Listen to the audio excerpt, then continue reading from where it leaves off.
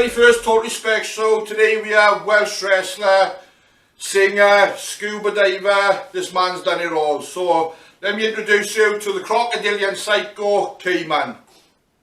So, how are you doing, lad? You alright? You alright, sir? Yeah, what's happening? Good. Good of you to ask me along. Thank you for the first episode. Thank you very much. And before we start, we're going to have a little highlight package for Caiman. So if we settle down, get ready, and then check it out, and we'll get back to you now.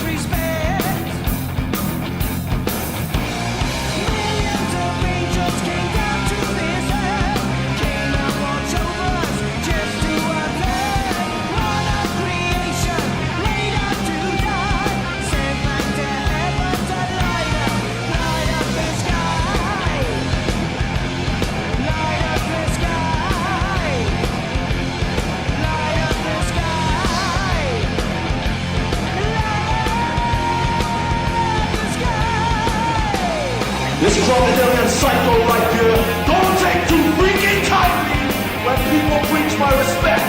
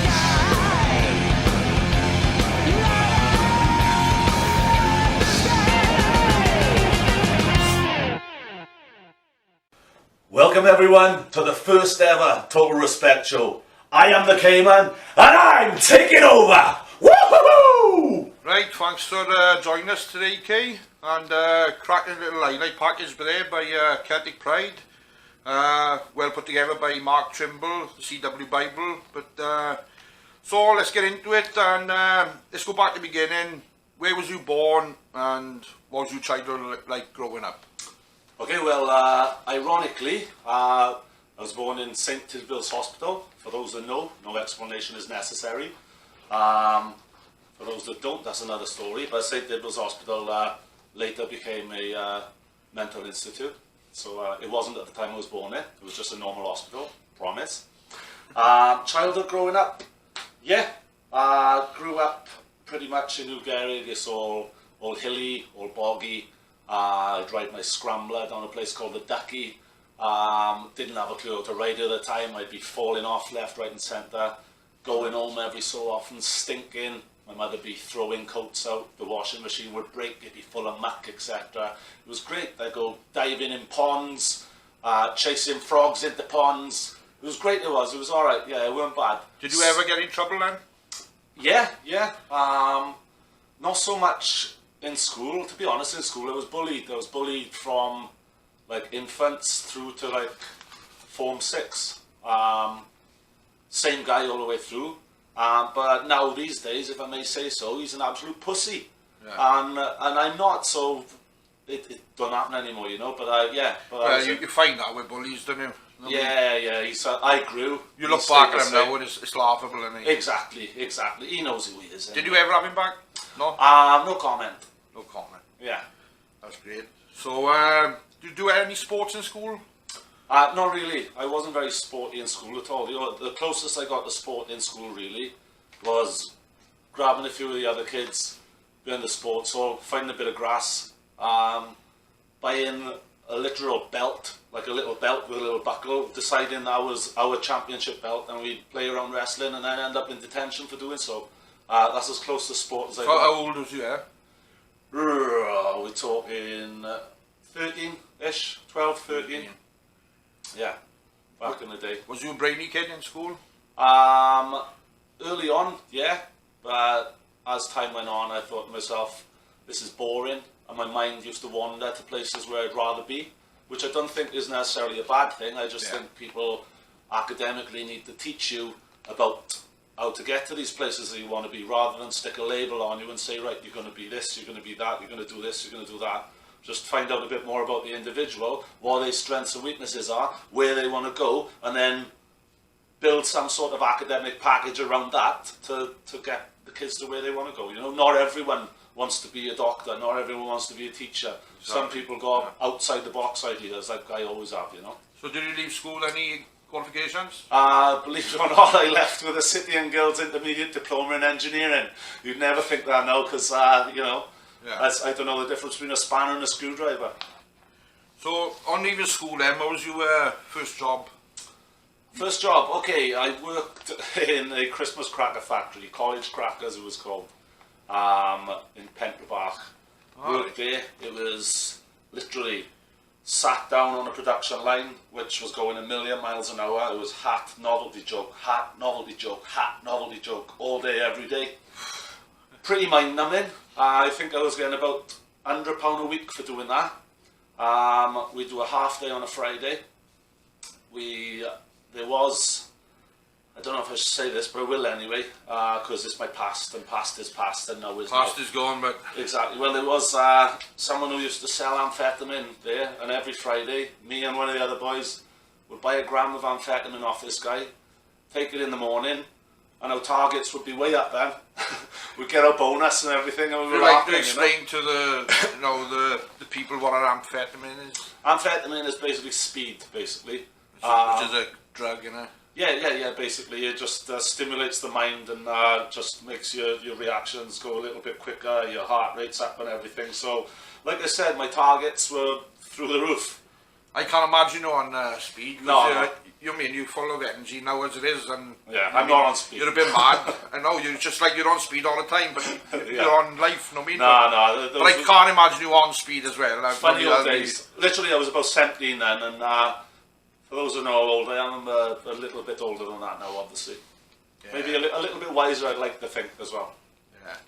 Yeah. Before you become a wrestler, he was known on the rave scene as Carl Powder Monkey. I think that speaks for itself. Yeah, I think we've just read into that. How did you get into that scene? You basically just said something. Basically, well, that's sort of where it started. I think as well, because I was bullied in school, I was looking for a bit of a comfort blanket. Started hanging around with different groups of people who I wouldn't naturally hang around with. Just, it was just like I felt safe for them. Got introduced to that. Wandered down to a rave called Southern Exposure. They used to run it every month in the Manor Suite in Porthcawl. Right. Honest to God, I got in some absolute knots down there. I won't lie, I had the absolute time of my life. I started MCing then as well.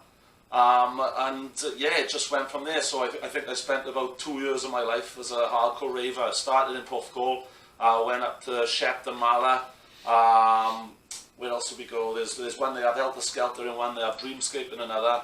But I've travelled all over going these raves. So where was you getting the money for the drugs, or was it from your work? You spending it on working at the time. It wasn't like, you know, it wasn't a case of I do it every day. It was more right. There's a party. Let's have something to party with, you know, and that's how we'd roll. So it'd be like, I don't know, once a week, a couple of times a month, something like that, you know. So it wasn't like, right, I'm on this every day. Was there any in Murford as well then? Any raves? Raves? No, I don't think there were any in Murford. It was all over the town. Yeah, it was all up the town pretty much. Yeah, but they were eventful days. You just mentioned the MC, and I remember years ago doing that. Do you think you pull something off now? Yeah, man, I can MC all you like. Right now, off the cuff. Yeah, off the cuff. That's embarrassing, isn't it? Party crew inside the place. My DJ wants to see you all having a good time. Rock the beats and jump with the groove. And we're gonna rock you. We're gonna move and take you up. Now bring you down there. We're gonna rock you. Jump around. Kicking the beat with a rebel sound. Jumping, stomping in the ground. Rocking the bass and jump up high. You dance and jump around. Go. I'll do.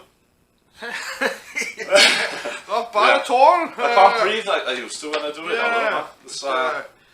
If I remember correctly, you went through a few dark times in the rave scene or the drug scene. Yeah, after the rave scene, pretty much. Yeah, I did go into some dark times. I put it back to stuff that happened to me through my past and that, and it was just like a comfort blanket. I never stuck any needles in myself or anything like that, you know. But I went through some dark days and tried a few things I shouldn't have tried, and I wouldn't recommend anyone try. But thankfully, in the end, I did come through the other side of it, you know. So I did end up in hospital at one time. Yeah. I spent, I think, 4 days there. Brought a little bit of embarrassment to my family. Well, perhaps a lot of embarrassment to my family because you know, they're all decent people. And yeah, brought a lot of embarrassment to myself as well. How did you get out of that then, and all that scene? I just moved. I moved away in the end. You moved from Murford? Yeah, my parents and my auntie, they helped me get out. So I moved to a place called Cirencester first of all. I was in about 97. Moved there. I didn't know anyone, so the temptation wasn't there. How did you choose that place? My auntie lived down there, so she lived down there. She was looking for work for me down there. I applied for a few bits and pieces. I got an interview. My old man took me down for the interview in this hotel, and I got a job there, and it was a living position, so I lived in the staff block in the hotel then as well. And like I said, didn't know anyone, so there's no temptation there. It was a fresh start, and it was the start of the new me, basically. And how old was you then? In 1997. I give my age away now, don't I, you little bugger. How old was I in 1997? 23 years ago. Yeah, well, I'm 42 now, so do the maths. Obviously, I didn't leave school with a maths qualification, and I'm under pressure now. 19, so, yeah. About 18, 19, yeah. Do you stay here long then, or do you come back to Murphy? Cirencester, I stayed there for about 5 or 6 months. Yeah. To be honest with you, I had a strong Valley's accent at the time, yeah. It's not as strong as it once was, because I've moved about a bit. But the sheep jokes kind of got a little bit much for me by the end. It was great the first night, have a bit of banter. Then the next group of people come in, more sheep jokes. Then the next bunch, by the end, you just wanted to, you know, smash their heads into the bar. Didn't we wrestle in Cirencester? We have done, yeah, once upon a time. We did, no, we went over. Yeah. I can't remember who for, but yeah, we have, yeah. Yeah, it was a Sunday, wasn't it? Yeah. Me, Rico, that's it, yeah. Someone else went over. Yeah. I thought it was. Yeah, we did. But yeah, I moved from there then after about 5 or 6 months, moved to a place called Cowbridge, which is in between Cardiff and Bridgend. I spent about 5 years there. A marriage and a divorce later, I ended up back in Merthyr with Mum and Dad. That was eventful for them, eventful for me. It was a case of the unstoppable force meeting the immovable object. They dropped their guard, I dropped my guard, and we were just different people under the same roof, you know. So, and by then I was in my mind, a grown adult as well. You know. So I was in my what job do you 20s. have in Merthyr then? You, When I first came back to Merthyr, what was I doing when I first came back? you're about 25 now, is it? Yeah, no, I was working in Cardiff at the time then. I was working for the Western Middle Echo, I was at the time, yeah. That's right. What Sales. was you doing for them, man? I was working in sales for Western Middle Echo, yeah. Sales. It's like, again, I spent about 4 years there, I think. Yeah. Right, so you're known for your wrestling, the Crocodilian Psycho. So let's go back to the beginning. So why wrestling? Where did it all start for you? Basically, it escalated from that schoolboy going on the back of the sports hall on the grass patch, mucking about wrestling with a few of the guys. It escalated then. WCW used to come on a Sunday afternoon, and it did, yeah. Do you remember those days? Yeah, On ITV. Never had Sky at the time, so you had to literally wrestle people in school to get a tape off them or whatever, you know. But yeah, so the guys who lived with me up Ugarit, then we had this field called Major's Field. This house is built on it now, but we, in a stroke of genius, decided to name it Major Stadium. So off we went every Sunday to Major Stadium. There was my friend Ryan, who lived next door to me, God rest his soul, he's passed away now. Yeah. Our mutual friend Romano. It was the three of us, and we had about 5 belts. So 3 wrestlers, 5 belts made out of polystyrene, and the lids of ice cream containers with permanent marker on them and everything. We had the World Television Championship, not a television camera in sight. We had a guest wrestler one day, a gentleman by the name of Adrian. I see him every now and then. He always brings it up. I remember you when we were kids, you DDT'd me on a rock. Sorry, Aid. So who's your favourite wrestlers growing up then? Growing up, Was you into the American or do you ever watch the British? I caught the tail end of the old world of sport, but I wasn't really familiar. But obviously, I caught up on that then. The Big Daddy and Yeah. Stacks, I remember seeing them as a kid, but it was always WWE. It was always that was what was there. You know, that was what you had access to. That was what all the kids in school were watching. So who do you say is your favourite at the time when you fought? Why? I mean, That's a toughie, man. WWE or WWE, yeah. WWE was my favourite promotion at the time, or WWF as it was then. I did used to like British Bulldogs when they were a tag team. Yeah. British Bulldog in later years, as it was Davey Boy Smith, yeah. Yeah. I was always into, I dug Ravishing Rick Rude and Mr. Perfect, their gimmicks as well. That was awesome, but I knew then I wasn't supposed to like them because they were the bad guys and it was frowned upon then and everything. Always a sucker for Hulk Hogan, loved the Ultimate Warrior, and in later years, Cactus Jack when he was in WCW, and then early Mankind as well. Yeah. So where did you start training and who would you class as your trainer? Who taught you like? Right, started training, right, first of all there was nothing around then, right, when I first started. The internet, I don't think it was even a thing then. I was buying Superstars of Wrestling magazine, which later rebranded as Power Slam magazine, yeah, you familiar? Yeah, I remember that. In the back then they'd have like adverts and things like that, letters and all that. I seen an advert for a training camp with NWA UK Hammerlock in Kent. I didn't drive at the time, so I managed to convince one of my friends, George, he's now living in Belgium, convinced him to come down with me, drive me down, and we'd stay at the gym and we'd wrestle on this training camp. We'd train on this wrestling training camp. So we did that, went to that one, came back. Great, at the time of my life, George decided it wasn't for him. Fair play, good mate, he'd just come along just for the ride, just to do me a favour basically, and that's where it started. Prior to that, I did one training session. My ex at the time drove me down there. It was in Oxford.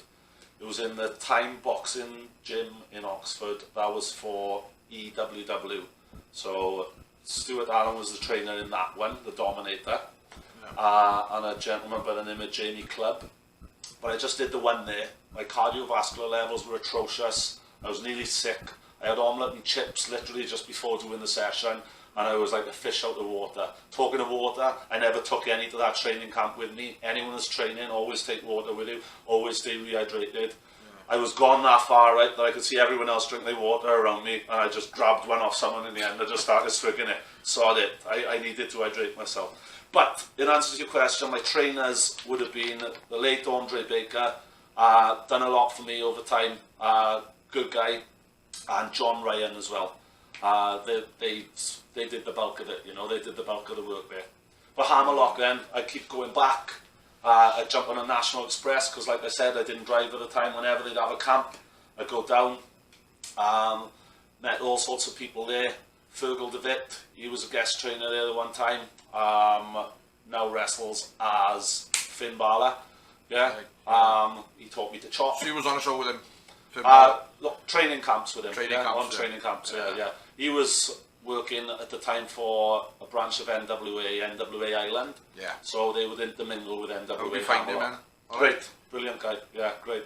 In fact, at one time, myself, Andre, Paul Tracy, and Fergal DeWitt, Tracy and DeWitt were teaming at the time, right? Yeah. They were staying in a travel lodge in Cardiff Gate. I think it was a travel lodge. It was either a travel lodge or a Premier. I get confused sometimes. Right. Anyway, they'd gone out and borrowed Andre's car to see the city. So me and Andre were in the hotel then. He had their key somehow, right? Yeah. So he says to me, "Come on in, Caiman. Come on. This is what we got to do. So we went in their room then. He grabs their toothbrushes and he said, "Come on, one for you, one for me." I was like, "What's going on, Andre? What's going on?" Yeah. He said, "Come on." He got on his knees then like that. He was there, down the toilet then. "Right, this is how we do it.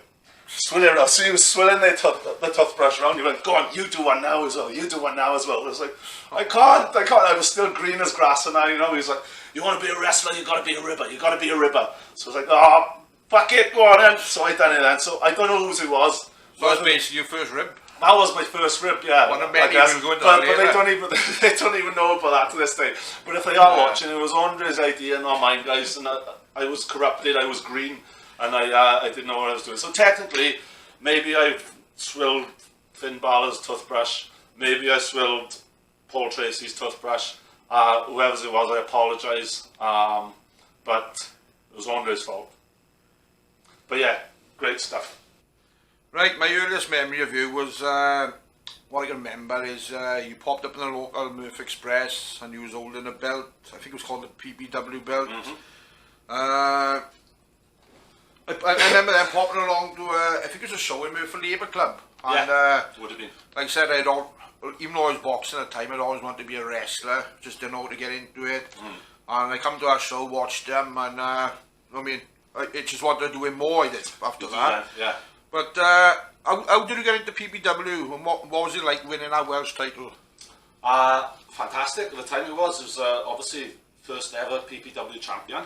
PPW later rebranded as Welsh Wrestling. They're doing pretty good at the moment as well, you know. First encounter with PPW, right, I was wrestling somebody on an NWA UK Hammerlock show. I managed to talk NWA Hammerlock or talk Andre into coming over to Wales to do a few shows. So we did a show in Catay's Community Centre. The promoter, Alan from PPW, now Welsh Wrestling at the time, he was at the show with Johnny Rose at the time, I want to say. Yeah. After the show then they approached me. He came up to me, asked me if I'd like to work his first show. I was like, "Yes please, I'd bloody love to, thank you very much." And I believe it was in Kenfig Hill, the first one.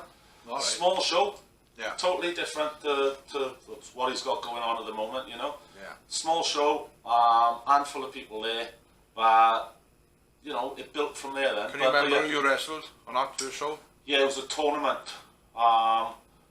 Wrestled. Was that for the title? That was for the title. So it was a tournament. There was 2 matches I wrestled on our show. I fought Carl Misery, wrestler from the Midlands, Carl Misery, in the final of it. It was, So come 2005 then, and you made your next big step of getting a ring and running your own promotion, Celtic Wrestling. Where did the name Celtic Wrestling come from, and what was your thoughts leading up to the big bang, your first show in Cardiff? Okay, the name, I just wanted to do something different to the 3 letters that everyone seems to do, you know. And I thought, right, Celtic wrestling, it's rather than just be Wales, it can be, you know, anything. It could be wrestlers from Ireland, wrestlers from Wales, wrestlers from Scotland, whatever. So Celtic wrestling basically was just, with the name, it was just a case of, I don't want to do the 3-letter thing, you know, like WWF, WCW, etc., etc. I just thought we'll try something different, Celtic wrestling. So I built the forum up first online, generated a bit of interest, ordered a couple of belts, and away we went. What was the rest of the question? What was your thoughts leading up to your first show, the Big Bang? Thoughts leading up to the first show. Got a bit messy at one point. I had to cancel it first of all, because, you know, one thing I hate about wrestling is promoters versus promoters. It's just like, it's a big pie, leave everyone have a slice, you know? Don't be such a greedy bastard, yeah? So basically, it was a case of PPW was running, they had a couple of venues in Wales. I was going for Cathays, I was going to take that one over. And he tried to run a show the same night as me, blah, blah, blah. So first of all, I thought it was an accident. I thought, all right, mate, no worries. Yeah. We'll postpone it. Then the same thing happened with the next time I was going to run it. And lots of wrestlers were like, well, I can't work yours because I've got to work this, blah, blah, blah. So I was like, right, screw you, no worries, I'm still running it anyway. So I got some wrestlers from outside to come in then as well. And yeah, building up to it, there was a lot of anxiety because of everything which was going on at the time. I was getting pretty heated, almost got pretty nasty at one point as well. But, you know, thankfully, we learned to coexist in the end. And yeah, because you later ended up wrestling for Ireland, didn't you? Yeah, well, I was first of all anyway. I know we all, I mean, there was a bit of a, I wouldn't say wars at the time, but there was posters being ripped out. There was. And like you said, he was saying you're going to use certain wrestlers, but in the end, it all, like both of us ended up wrestling for him as well. That's it. So, you know? how did you find Alan as a promoter? I think he grew as he went along, and he's grown into a very good promoter. Obviously, he's kept with it. Like myself, I never saw myself as a promoter. I only created Celtic Wrestling in an effort to shine a bit more of a spotlight on myself so I could get more bookings elsewhere. That's the initial reason I created it. Then I sort of grew into a promoter as well. But Alan, in fairness to him, he's grown into a really good promoter, a really good businessman, and in that respect, he's totally got his head switched on. You know, he's doing something right. You know. Yeah, he's doing it good as a business, and was it 200 shows a year or something? Something like that. Yeah. No fairness to him. Well, like I said, we all had to have differences in the past, didn't it? But it happens. It happens. Well, like I know he looks up to Orig Williams, doesn't he? And he, like you said, he'd like to follow in his footsteps. Going on about Orig Williams, it's just come to me now. You wrestled for Orig, didn't you fight Gangrel? I did a rumble with Gangrel. Yeah, it was a rumble. With Gangrel. Who did you fight? Was it Pitbulls? UK Pitbulls, yeah. Tag match against UK Pitbulls, yeah. How did that go? Because they were two monsters. Yeah, they looked in the ring. Two absolute. Were they heavy hitting or were they? Not too bad. Not too bad. Work with? They were snug, but they were good. You know, they were really good. They were good to work with. Good heads on them both.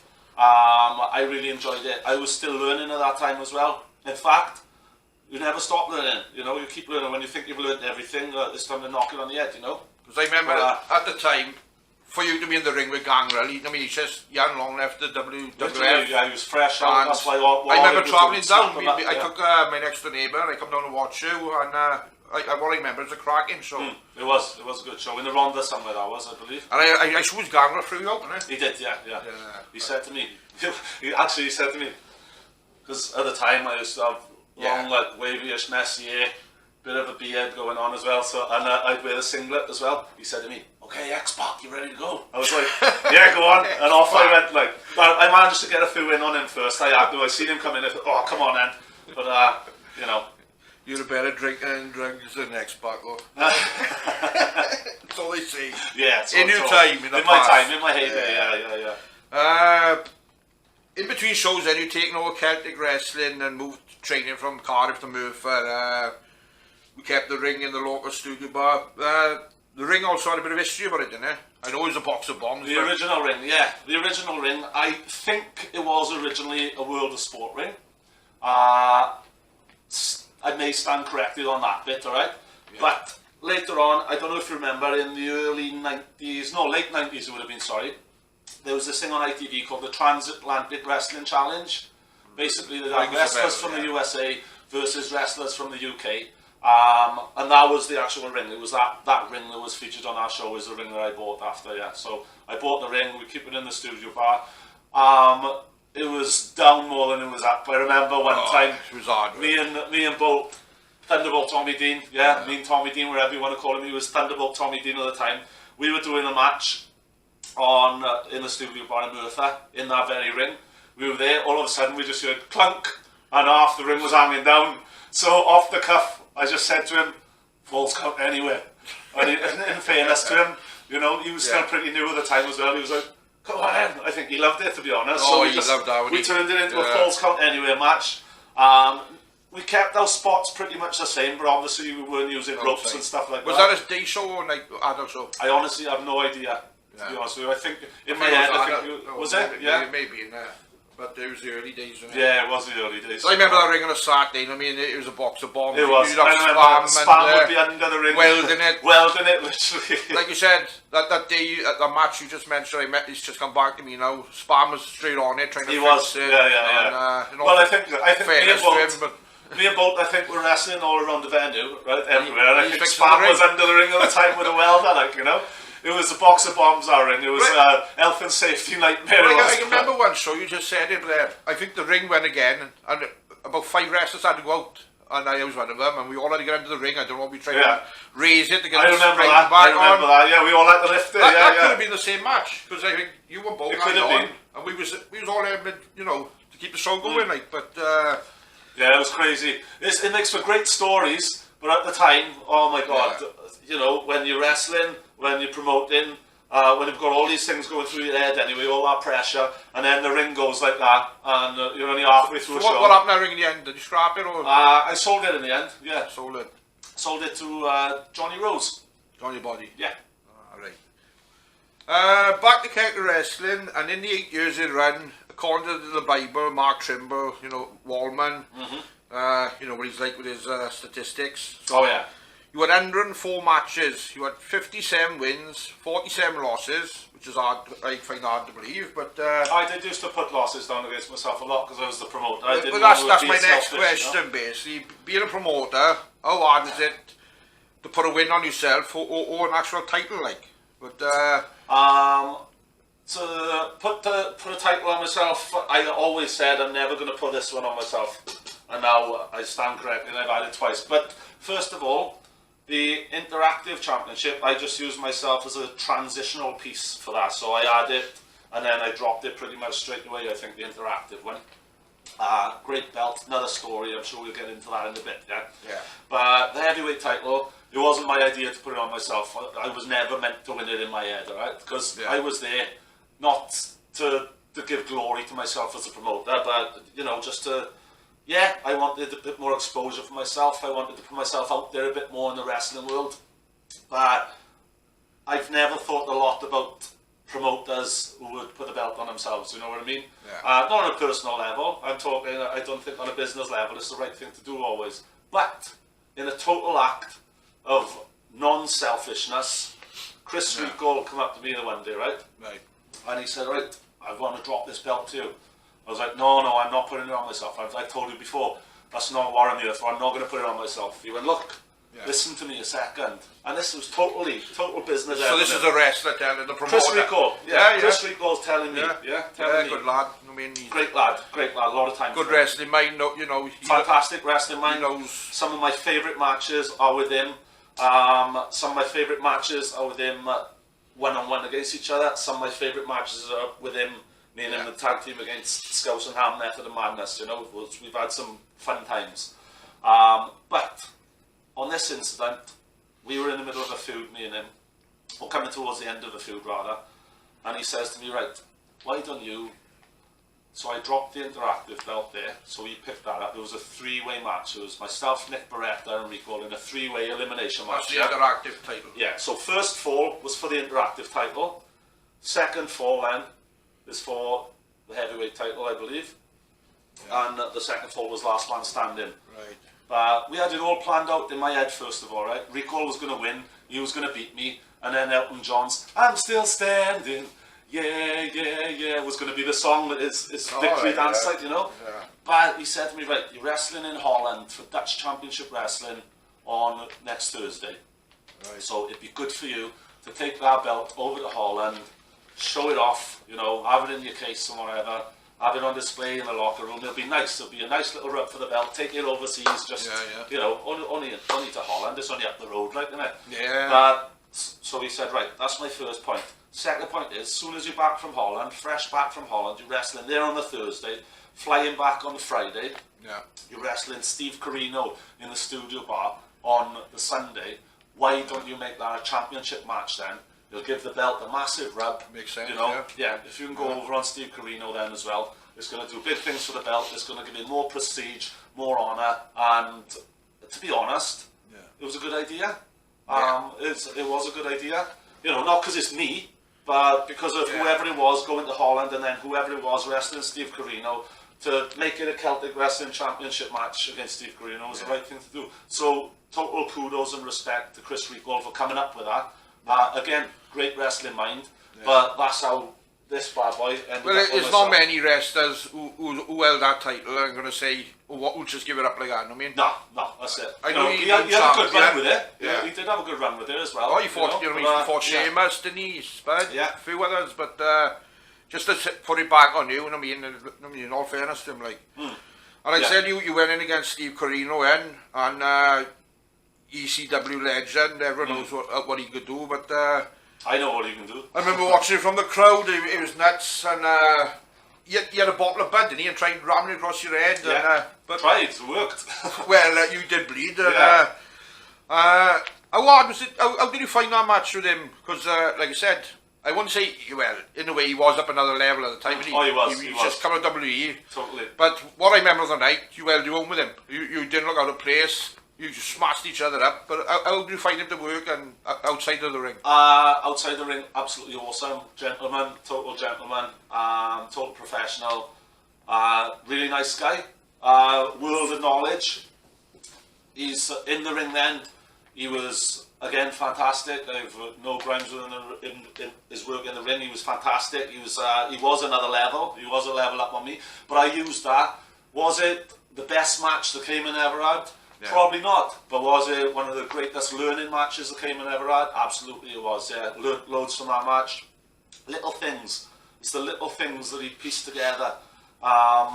Little bits and pieces. And then he come up with this gimmick in the end. He said, right, how many referees you got? I said, I think we got 3 tonight. Yeah. He said, cool, we'll use them all. It was like brilliant. And the system was going at the time as well. Yeah. So it was going through, I had to beat everyone in the system, yeah. And the last one was this mystery opponent, which ended up being Steve Corino, that Johnny had brought in. Yeah. And then, so he worked all the system into the match as well. Every member come in, every member pretty much took a bump, loads of interference, every ref took a bump. It was fantastic, it was good, it was a really enjoyable match, really enjoyable experience. And I'll be honest, nothing tasted better than the blood dripping down my head after I got bottled that night as well. Would I do that again? Probably not, but it's an experience, it's a story, and we went ECW that night. I did shit myself going in there, shall I be honest with you, right? I absolutely ripped it. But I remember when I was in there, because we had the championship introduction, yeah, we had entrances, then stood in the ring, then introductions. I remember my heart was like that. I was just trying to breathe. Like, here we are. And in my head I was like, hang on, is this real? Well, it's fuck Steve Corino, man, do you know what I mean? You're going to be in ECW and... Totally, you know? Was it his idea to put that bottle over your head? Yeah. Oh. He said, I suggested that I get a bit of colour, and he said, yeah, it would be good for sympathy. So, but I remember at the time, like I said, I was bouncing there at the venue, and like I said, I was in good talks with them, but they were for having the shows there. And then I remember when you started bleeding, they rammed this bottle in your face. The owners come running up to me, and you was still fighting around the building, and I'm going like, we can have the police here, you just bought him, he's glassed him, you can't. And I had some shit over that. I don't know if you remember. I did. Oh, we all did, we were mad. I did. Well, After, We nearly lost the venue over it. I know. We had to say it was choking blood. I know, yeah, it wasn't. I've still got the scars to prove I it know, wasn't. but I didn't know that you'd been saying it was fake blood or anything. So when Yeah. people were asking me about it after then, I said, no, it's all right. I'll be okay. I'll go up the hospital. I'll be okay. I'll stick a bit of glue and it'll be all right. Well, I told everyone it was fake. I said, I know. It's only tomato sauce. But our stories were contradicting one another then. Yeah. Your story and then the truth, you know? We kept the venue anyway, but We did. I went to Coolers that night after as well. Did he go there? He didn't. No. I think you took him back. I think you were driving him back. It was another wrestler took him back. Was it alright? You picked him up then. I picked him up. Someone else took him back. Yeah. But I went to Coolers after. Very quiet when I remember. I didn't see much in the Yeah. car. Well, he was knackered. He'd been wrestling on Yeah, and the one PW show the night before. I don't think he could understand my accent as well. Yeah. But yeah, he was a nice bloke. He spoke, like, you know what I mean? But in Coolers though, going back to the blood, this woman come up to me, she ripped me a new arsehole. Right. She said, what do you think you were doing here? I said, hey, hang on, love. I'm the friggin' victim here, do you know what I mean? I'm the one with half my head spilt all over the floor there, do you know what I mean? You were faulty. Yeah. But she went on one, she said, I was going to get loads of business for you and bring loads of people to your show. I'm not bringing anyone now. And I said, don't fucking bring them then. Right, going back, I know you've had a few knocks in your time, you know what I mean? But you said earlier about losing the interactive title in Freeway. When you lost that title, the interactive title, that was the second time you held the title. The first time you fought Thunderbolt Tommy Dean in Spring Loaded 2006. Falls Count Anywhere match. And so that was the first time you won it. What was your thoughts on winning the title? And if you'd like to explain to the people who don't know what the interactive title was about. Right, first of all, I'll go for the second part of your question. The interactive title was a little concept I come up with. Basically, it's a title, it's the Celtic Wrestling fans title, yeah? So we put online the Interactive Championship, we'd have a vote online, A, who's fighting for the Interactive Championship, who's going to fight for it, yeah? And then when we decide that, we'd also have, right, B, what stipulation are we having for it? So that was the concept behind the interactive title. The fans would decide who's going to fight the champion and what stipulation they're going to have for it. Yeah. So myself and Thunderbolt Tommy Dean, the fans voted. It was me versus Tommy Dean for the title, and then it was going to be a Falls Count Anywhere pajama match. So we had to turn up. I remember now. We had to turn up in our pajamas or our bedwear or whatever, and then fight like two drongos, right, in our pajamas. But we had to really get it out then in the Falls Count Anywhere match. Great match. Really enjoyed it. Really enjoyed that match a lot. I still look back on it sometimes now. It was good. He was relatively new at the time still. Yeah. And I remember all the way through that match, I was whispering little spots in his ear. I was like, right, go here, do this, go here, do that, go here, do that. Yeah. And he was like that on every single one of them, in fairness to him. He was like that on every single one of them. Yeah, he's come on well as well now. Good match, it was great. Great CDD at the end, he took it awesome. But looking back on that, going back to the whispering now and that, right? I've been out that long now, and he's come along so well now, that if we had a match now, he'd be the fucker doing the whispering to me, do you know what I mean? Yeah, he's still a loose cannon, isn't he? Oh, was that big? You know, he's a wild one. He never But changed. to his credit, he's a passionate loose cannon, isn't he? You know? Yeah. Very passionate. But I always found the interactive title, I mean, it meant more to me than the one behind you back there, like. No, because there were so many different matches. Yeah.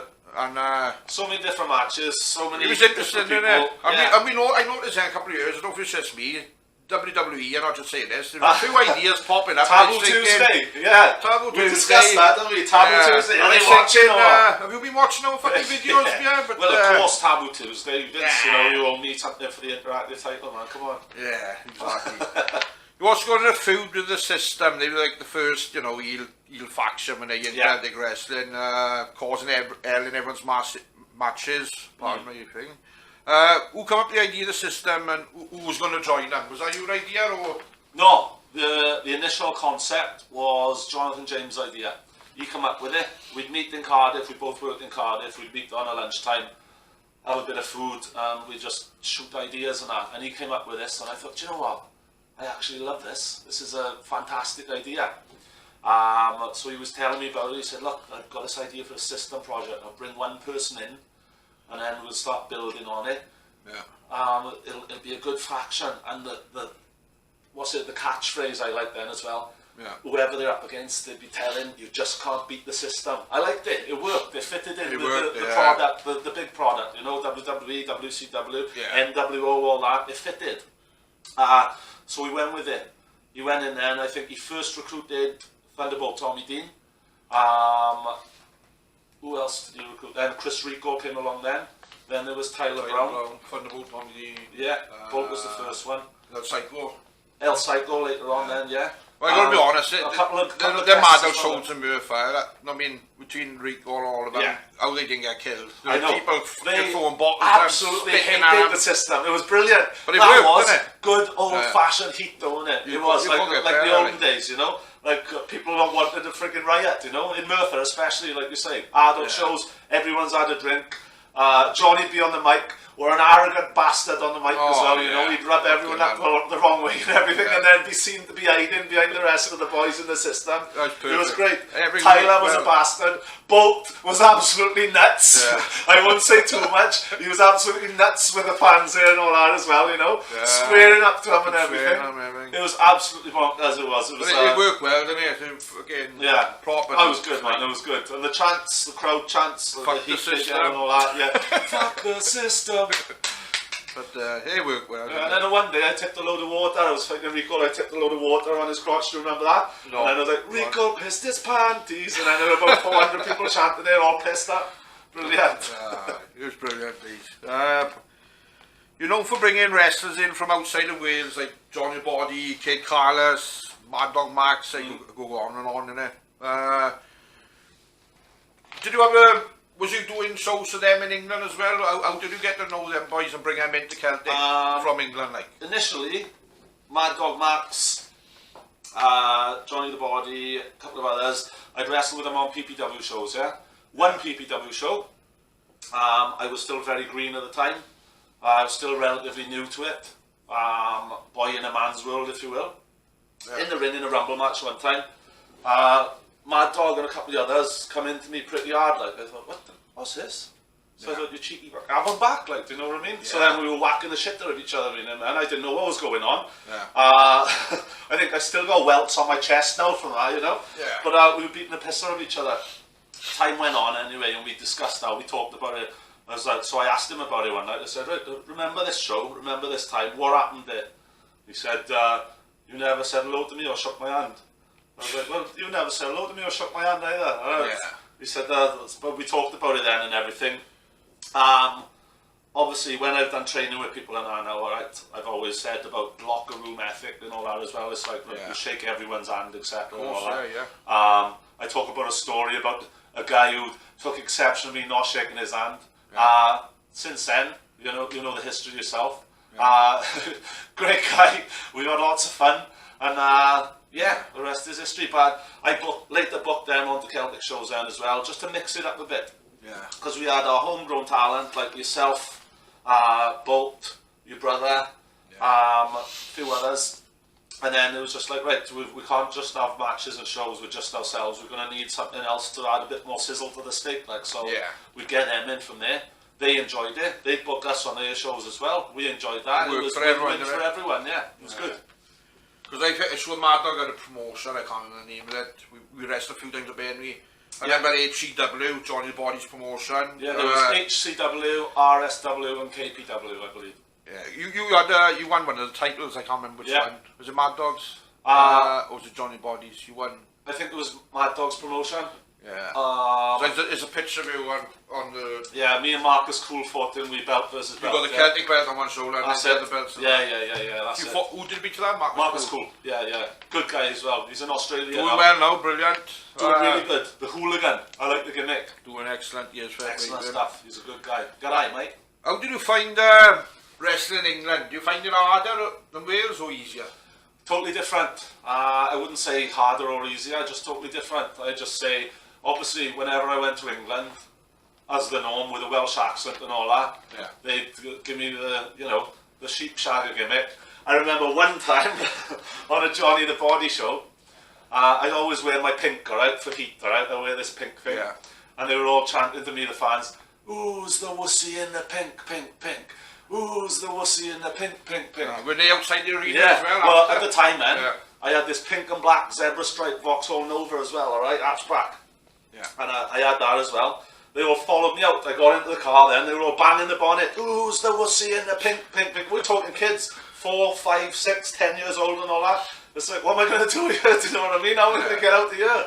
They're all surrounding the car. I've got reverse on you. It's like, is there an adult around, please? There's an adult around. But it was good heat up in England. Was you always ill in England? 9 times out of 10 I was, yeah, for the main part. I think in later years, in the later part of my stints in England, I'd work face, I would. Yeah. But for the most part, I remember and it was one heat. show where you was face. It was you and some other wrestler. Yeah. I won't mention his name. Versus me and my brother. No, it wasn't. Was it me and my brother? Yeah, me and the brother. Yeah. Bassies. And I can't remember something. There was a big accident in the ring or something that night, and I don't know if it was cancelled. But I remember you face that night. But you was always healing basically. Yeah, 9 Just times played, out of 10. I've done a couple as face. But mainly heel. Whenever I worked for Johnny and that up there, 9 times out of 10 be heel up there. I wrestled for a couple of other promotions down like Hereford way, some at Worcester way. I've worked face there. Yeah. Like I had a match with T-Bone in Worcester, hair versus hair match. Fantastic match. I worked face there. He had Aaron Blanchard in his corner. As it was a hair versus hair match, Yeah. halfway through the match, he had a little beard clippers and he shaved half my beard off. Yeah. And it was just like great heat, you know. We had Tony J, the local DJ there as well. He was sort of my corner man. But as he went in, he slipped on some water or some drink on the floor and pulled all the ligaments in his leg. So he was just sat on the edge there for the entire match. Yeah, that was a really good match. In the opening segment of that match, T-Bone's getting heat on me. Yeah. A knee comes into me then, it's me in the jaw. Jaw's dislocated. I was like, I wouldn't say the 4-letter word I gave to him, I was just like, you. He was like, sorry mate. I was like, it's alright, I've clicked it back in now. So he just carried on and it was just like a couple of gentlemen playing a game of golf, you know. It was like, oh, good shot, you know. So you picked up a win and he had his hair shaved. Yeah, I picked up the I win. didn't know about it recently. I seen that. Yeah, he had his hair shaved. Coolball's podcast and T-Bone was on there. Yeah. And he was saying it's probably his favourite match because one of mine it meant as well, so much to him because his It brother did. had passed away. It was one of mine as well. And whenever I've worked T-Bone, I think I've worked him about 3 or 4 times. Maybe more. I don't know, I've tagged with good him as well. cracking guy, isn't he? Great worker, great guy. A lot of time for him. Great heart on him as well, you know. And fair play, he's done so well. He's stuck at him these so many years. Yeah. He's gone all the way Totally. WWE, NXT. Totally, man. He's doing awesome. And bit lucky go further. Yeah, But, fingers crossed, isn't it? check out this So, podcast if you get time on Coolball. You then went on to defend the title against the up-and-coming Stu Saunders, who went on to the WWE as Wade Barrett. What's your thoughts on that match and how did you find him? Stuart, great guy, always was a great guy, always really down to earth, still now down to earth. Occasionally I'll drop a message, he'll drop me a message back, with, you know, kind of keeping, so not regular contact, but I'll drop a message now and then. He does reply as well, so he has, he's not one of these ones who lets his ego get in the way or anything. Didn't you train with him or was you? Yeah, I trained with him in Hammerlock initially when I brought Hammerlock to Cardiff. And that's how you brought him into Celtic wrestling then? That's pretty much how I brought him into Celtic, yeah. We trained with him in Cardiff. He went on to do his own thing then as well. I think he went to train with John Ritchie then later on. Right. And yeah, he started doing good things. He started wrestling all over the circuit. Then one day, he popped up on our screens there. It was just like, Wade Barrett was like, whoa, Stu, Pinnacle, what's going on? You know, but no, great guy. That match though, You beat him, wasn't it? Eh? You beat him for the title. Beat him for the title, yeah, but that match didn't go well. Either of us would have liked it to have gone, I don't think. There was a lot of stuff going on around the outside. The ball was dropped by myself, the ball was dropped by some people on the outside, you know, himself perhaps as well. It just wasn't a great match, it didn't flow. I think if I had that match again now, and got my cardio up first, might I add, because I'm it wouldn't be great otherwise straight off the bat. It'd be a different match and a better match. But it was a learning curve, I think, for both of us. I remember I was supposed to have wrestled him, I think it was like a month later or something. Yeah. I think it was the Chaos tapings. So I'm not sure he pulled out that day. Can you remember what was the Chaos tapings about? Because it was pretty good edited program at the time. Yeah. It was alright. It was just something different, that's all. Just like a little internet television show we'd shoot. We'd do like, I think they were half-hour slots, maybe hour slots, I can't quite remember. So we basically get together in a studio bar, we'd run 3 chaos tape-ins in the one day, you know? It was strange, So, wasn't it? yeah, so we'd record 3 shows, we'd record 1 show, and then have the next show, then the next show. So, you know, myself, I'd be wearing 3 different sets of gear, you know, because I like my colours and that, innit? Yeah. They were interesting, though, but I don't know, they seem to get a decent following online as well. Yeah. But I found it hard because I think that was the day I was supposed to fought Saunders. Yeah. So I had my 3 matches to do. He pulled out of something and he couldn't make it. And I had a wrestler cycle twice. Yeah. So I were after each other, but the people in the crowd were thinking, what the fuck's going on yeah, here? yeah, But, that's the trouble, isn't we it? had to try and change it a bit, but it worked. We all pulled it off. The issue with running like multiple shows in front of the same crowd or multiple tape-ins in front of the same crowd is they know what's going on. Do you know what I mean? They know what's going on. They can see it. So I think it still worked, didn't it? It still worked. It was something different, something to try us all. I don't think it lasted very long. But It was trial and error, but you know, it was another good at the string time, for the wasn't bow, it? yeah. Yeah. After a few more defences, you come up against WWE legend Tracy Smothers. I remember you asking me to have a match with him, and I thought, fuck that, not a chance, not a chance. And you go, you stay if you want. There again, you didn't have no ego. You could have just been a promoter, picked to have the fight with him yourself. And but you offered me at first. You offered a few others, and none of us were confident enough. But you ended up doing it. How did you find him in the ring, and what was he like? Great in the ring, great worker, great guy, nice guy. I found him hilarious as well. Great storyteller. For me, personally, I think he wanted to put a bit too much in, but that's him, he's a pro, you know. With me, I'm rather, right, let's chuck this in, that in, this in, that in, this in, that in. That'll do, thank you very much, let's go, do the rest off the cuff. Because I've been dropped on my head a lot, I don't remember like I used to. But he put a lot in. But in fairness, the bits I forget, he'd recover me, grab me by the hair or grab me in a headlock or something, and then he'd just say to me, right, go for this, go for that, go for this, go for that. So it was good. Again, the learning experience I got from that match was a better experience than the actual match for me. Do you know what I mean? And his dance-offs, I mean... we had a dance-off, I think loads of dance-offs. Brilliant, Tracy then went on to win the Celtic Wrestling title at a later date. How did that come about then? Considering he was like an outside wrestler coming in. Like. Basically, yes, Joey Matthews. Right. Yeah, Eminem, yeah. He was meant to come on our show. That's right, yeah. Myself and another wrestler then went to pick him up at the airport, Bristol Airport. Long way to drive, by the way. No sign of him. No contact. Couldn't get hold of him. Love no money. There's just nothing happening, you know. So basically, he no-showed for us. Still got £250 worth of my money, by the way. Yeah. You ever have it back? So, will I ever have it back? Did you ever? No, I never had it back. No, I never had it back. There was talk of him coming over and doing a seminar, and we just, you know, calling it quits there. But that never happened either. For what reason did he pull out? There wasn't one. There still wasn't one. He has messaged me in later years. Yeah. Because I put something up on Twitter, basically. Right. I can't remember exactly what it was I put up. It wasn't having a pop or anything, just saying, look, I know we were going through hard times. I seen CM Punk has done this interview, you were mentioning and all that. Wish you just told me, blah, blah, blah. He inboxed me then.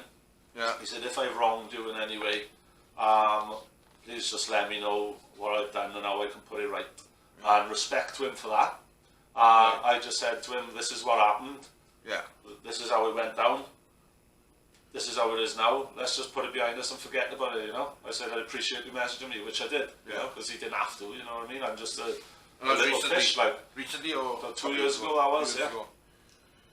But you end up losing the heavyweight title then and went on a bit of a losing streak. Oh, hang on, Tracy. Oh, sorry, yeah. Yeah, Tracy. Yeah, but so Joey didn't make it to the show, basically. Joey never made it to the show. Yeah. So I was just like, right, Tracy, we want you on the show. I know you like the gimmick table, but can we keep you backstage? Because we're going to have this rumble at the beginning of the show, yeah? And whoever wins this rumble is going to fight Mad Dog Max for the heavyweight title later on. Yeah. We want you to come into this rumble. No one's going to be expecting you. And because Joey's not here, it's a bit of a come down for everyone, because a lot of people bought tickets on the premise that he's coming. Of course. So you can be our little treat, like, you know. Where's the show? It was Canton Community Hall in Cardiff. It become a regular venue. We do there about once a month, once every 2 months we would do there. Right.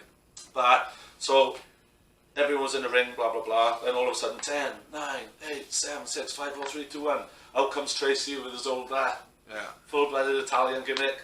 He's there, he's in the ring, cleaning house, bang, bang, bang. Everyone's out of there. All of a sudden, he's the last man standing. It's him versus Mad Dog Max for the belt then. We knew we had him a couple of weeks later then as well. So you could bring him in back. Aberfan, so we knew we could do the switch back over. But I don't think anyone expected Tracy to win that night. Because it's always a case of, like Steve Carino said in his interview when he was doing a promo when he was over, I know you're not going to win tonight because you're only here for one night. Some little whippersnapper said to me, remember that one, yeah? Yeah. So everyone was of that opinion with Tracy as well. Yeah. And then we put it on and everyone was like, what the fudge? What's going on? But I think it was great. And again, it's done really good for this bit. I seen JJ Roberts put something on the other night. Yeah. There was a Tracy Smothers photo on somewhere, and he put, can't believe I've held the same belt as Tracy Smothers, awesome, something like that. And it is awesome, you know, that's boosted the credibility of that title. Yeah, going back to that question again, you end up losing the title, went on a bit of a loser streak, obviously putting the loser streak on yourself, which we mentioned earlier. Not many people would do that, you know what I mean, so there was no ego or nothing. And you ended up doing the gimmick Twilight. So what was that all about? First of all, a losing streak. I don't think it matters if you win or lose at all. I really don't think it matters. In fact, I think as a babyface as well, I think you can get more sympathy if you lose, you know. And then when you do get that win eventually, it means so much more because it's been building up to it. A lot of people will disagree, but I just think that I don't care if I win or lose, as long as I have a good match. It's great. Sometimes I do have a good match. Some of them have been the drizzling shits, but still, you know, it depends who I work against. Yeah. As for the Twilight gimmick, I just wanted to try something different. I felt in Merthyr, because that's where we predominantly worked our shows, if I tried to go heel as Cayman, I didn't think it would really work. I didn't think people would really latch onto it, because a lot of people who know me as a person will come to the show and they'd still cheer. Then if they are still cheering, it's like a Mexican waving it. Everyone around them does, so I wanted to go heel. So I tried to disguise myself as best I could. I chucked myself in some silver gimp suit, covered myself in silver paint. Johnny James's sister put like plaits in my hair, and yeah, just went for it. Just went for the old pushing the envelope sort of gimmick. Something different, like. Something different, yeah, something different. But it didn't work as I intended because everyone knew it was me basically. Yeah. So it was just a case of what the fuck is Cayman dressed up like that for? Didn't you have other wrestlers portray you? I did after, yeah. Kid Carlos? We had something and we had online, we plugged it as Cayman versus Twilight. And everyone was like, how are we going to do this? How are we going to do this? That's Cayman, that's Cayman, that's Cayman. So Cade played him, man. But Cade sort of femmed him up a lot more then. He was doing skipping and all that. I was initially making it more weird and more like, hang on, is he, isn't he, sort of thing. Yeah. Cade was skipping and jumping with him and all that. But it was good, it was fun. It was short-lived. It was scary times, like, because I'd be in the locker room, you know what I mean, and you got Cade there, and he got his wand, and he's blowing you kisses, and I'm shitting myself, like, I'm thinking, he's taking it a bit... Yeah, taking it a bit too far, like, but no, it was all good. When the face paint got knocked off, it was alright again then. But you know, that was the crack when everyone was up for it. Yeah, but, it was different. I think that was Aberfan, that Cayman Twilight match by the end, like. I think we did use a couple of the new guys as Twilight later on as well, and we just... Well, in fact, I think we had two Twilights. Did you have a gingerhead one? Yeah. I can't remember his name, apologies. But, Big Red, we used to call him, yeah. Big Red, he went over the rope in one rumble, didn't he? That's right, yeah. He snapped his neck. Yeah. He was alright, but it looked a bit of a... Talking about Cade and going back to them, but how did you find working for them? Because I can remember your matches with Cade, my matches with Cade and Mad Dog, and Johnny the Body himself as well. He weren't so hard at Johnny the Body, but the others were, you know what I mean, with Cade and Mad Dog, they put him in as well, didn't they? But they were teaching at the same time. How did you find working with all them three? Brilliant. All three of them totally different to work with. Johnny, he likes to work light. So I'd have to, work a little lighter with Johnny and all that. But then that's, again, learning. You're learning from each other then, so I'd adapt my style for him. Cade, just pretty much go for it. You know, he's quite switched on as well. He likes to call things. Mad Dog then just literally beat the piss out of each other, and we'd put a few bits and pieces in, put a good few spots in and all that. But the three of them, I enjoyed working all three of them. It was very different. Each one is very different to work, but you know, we could get good results from all. I gotta be honest, one of my favourites was you and Mad Dog. I think it wasn't long after the Steve Corino one. And you and him in a studio bar, it was a night show it was, and you smashed fucking each other. You went around the ring and you went inside. And I gotta be honest, it was one of the best in Celtic wrestling. But you then ended up teaming with Chris Rico as a tie-dye mafia. How did that come about? Do you know? Because in my honest answer, I can't remember the point where it happened. That's going back to the bangs again you had in the ring, innit? I know, man, I know. I remember the whole thing going on after. I don't remember the pinnacle point where Chris Rico... Did Rico phone you and say, right, let's get some tie-dye, let's go... No, I think I say it was your idea. The that gimmick, sounds like you, surf and tie... The gimmick was my idea, yeah. It was. But I can't remember how we got Rico in there, in the storyline. Yeah, because he was basically an heel, but obviously I think he was a heel. He turned face, didn't he? I think I got a light bulb moment. I think we had a loser leaves town match. Rico had to leave town then, when he lost. That was the end of our feud. And then something happened a while later, might have been, I don't know, months later it was, wasn't it? And someone was doing a beatdown on me or something, and then Rico made the save. Yeah. And then it was like, hang on. And then the tie-dye mafia was sort of born from there then. Yeah. So they took off, didn't they? Done well. They take off. It was great. It was a laugh. It was a great laugh. It was a laugh. Me and him would play absolute hell and all that. The chemistry with each other in promos and all that. It was just great as well. We just absolutely crease, absolutely piss ourselves. But I think as a tag team, tie-dye mafia, we only really fought one tag team, I think. Yeah. And that was Scouse and Arm, Method and Madness. Well, that's going to be my next talk there, question. You end up feuding with Scouse and Arm, Method and Madness. Yeah. I remember you had a bit of feud with them. They dressed up as tie-dye mafia one match. That's right. And you had some good matches with them. Can you remember your favourite match with them? Was it probably that hardcore? Yeah, that was my favourite with them, because that was the sort of the passing of the torch, wasn't it? Because obviously they were both trainees of mine. It was a case of, right, let's build these up, build these up, build these up, build these up, build these up, then pass it on, you know what I mean? So that was their baptism of fire, really, then, you know? But it wasn't the best match, I don't think. But it's the most memorable match. Yeah. Lots happened in it. We literally beat the living shit out of each other. I think, I'm not sure if all of us bled. Did all of us bleed that match? I think a four we did. Yeah, I think it was a bit of a blood fest. There were kendo sticks, chairs, everything. There were no side headlocks or anything going on. That's one of Celtic's best matches, definitely. I watched it the other night. It was enjoyable. And, the live audience enjoyed it, right? The live audience really enjoyed it. Cardiff, isn't it? Yeah, they literally followed us around everywhere. One of the end spots then, I dislocated them 2 fingers. They went bloody north up there like that. Yeah. I gave them a shake, they were still there. Give her another shake, we were alright. It was a silly spot towards the end. But yeah, I don't think I could move for about 3 days after. I remember I had to drive home like that, try and use them 2 fingers because these 2 were screwed. It was an eventful match, but it was a good match. But I did enjoy all our matches leading up. Like, depending on where we were and what crowd we were in front of, we'd do things differently. Like when we were in Aberfan, it'd be more fun. It'd be more... Yeah, you had to work to the time. Yeah, work to the crowd that you got. Got the Gooners Club. You know?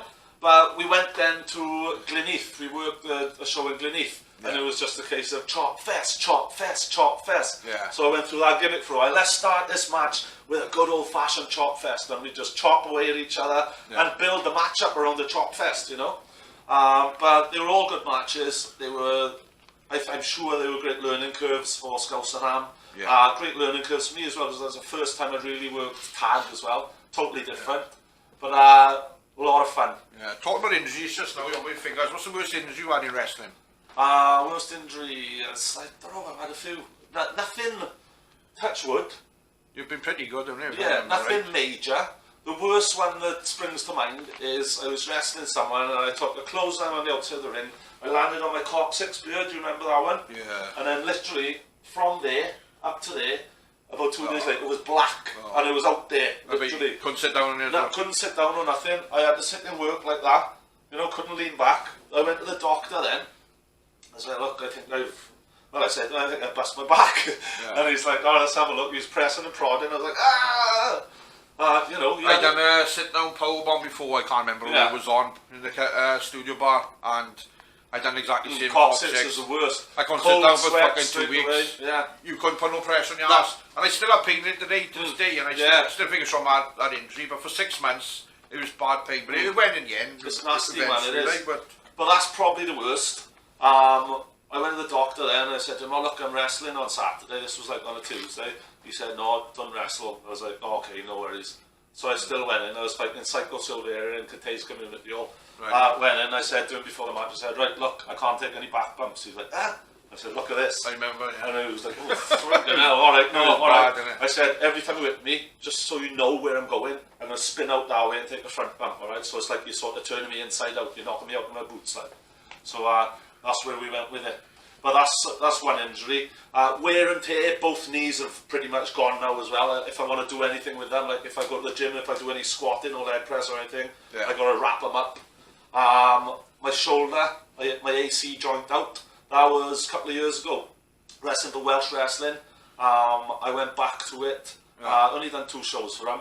But I went back to it. I did the missile drop kick off the top. Landed like this.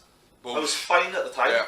But then that was on the Saturday. I think on the Monday then I was like, what's going on here? Hang on. I know. If you feel that, it's just like a little triangle there. I went and had like rehab for this. Pretty good run, didn't you? Yeah, I didn't have many injuries, but the fingers hurt the most probably at the time, or the coccyx actually, followed by the fingers. Come May 2008, and you end up in a match with WWE star Eugene. Jan Long left the WWE. How did you pull that off, and what's your thoughts on the match? How did I pull that off? Can't remember, to be honest with you. He was over in the UK touring because he hadn't long left the WWE. Somehow I managed to get hold of him. Again, can't remember how. But we booked him in then, stay in Chaplin's. Looked after him, got him to do a seminar as well. Then that match, because I wanted to give some of the new guys a chance as well. So I said, right, can we do this? Can we have a little match? Have a bit of outside interference, because previously, up until now, I've been feuding with Scouse and Ham Method of Madness. Can we have a bit of outside interference, and then we'll make it a tag match, me and you versus them. So that gives them the rub then as well. The following month then, or? No, the same night. Yeah. So on that night, there was a no contest, the match was. Because I think we only wrestled, we messed about basically with the referee for ages. Then eventually when we did start wrestling, we were holding the ropes open for each other, face versus face, shaking hands, all gentlemen's clapping and all that. Then Scouse and Ham interfered, started doing a smackdown on me, started doing a smackdown on Eugene.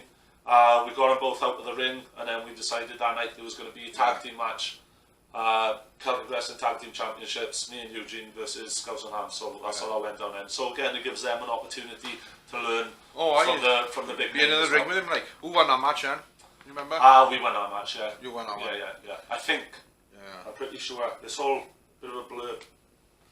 But he's a good bloke, Eugene, like, remember him? Cracking. Great guy. Doing well. He come back a couple of times as well, I think. We had back a few times.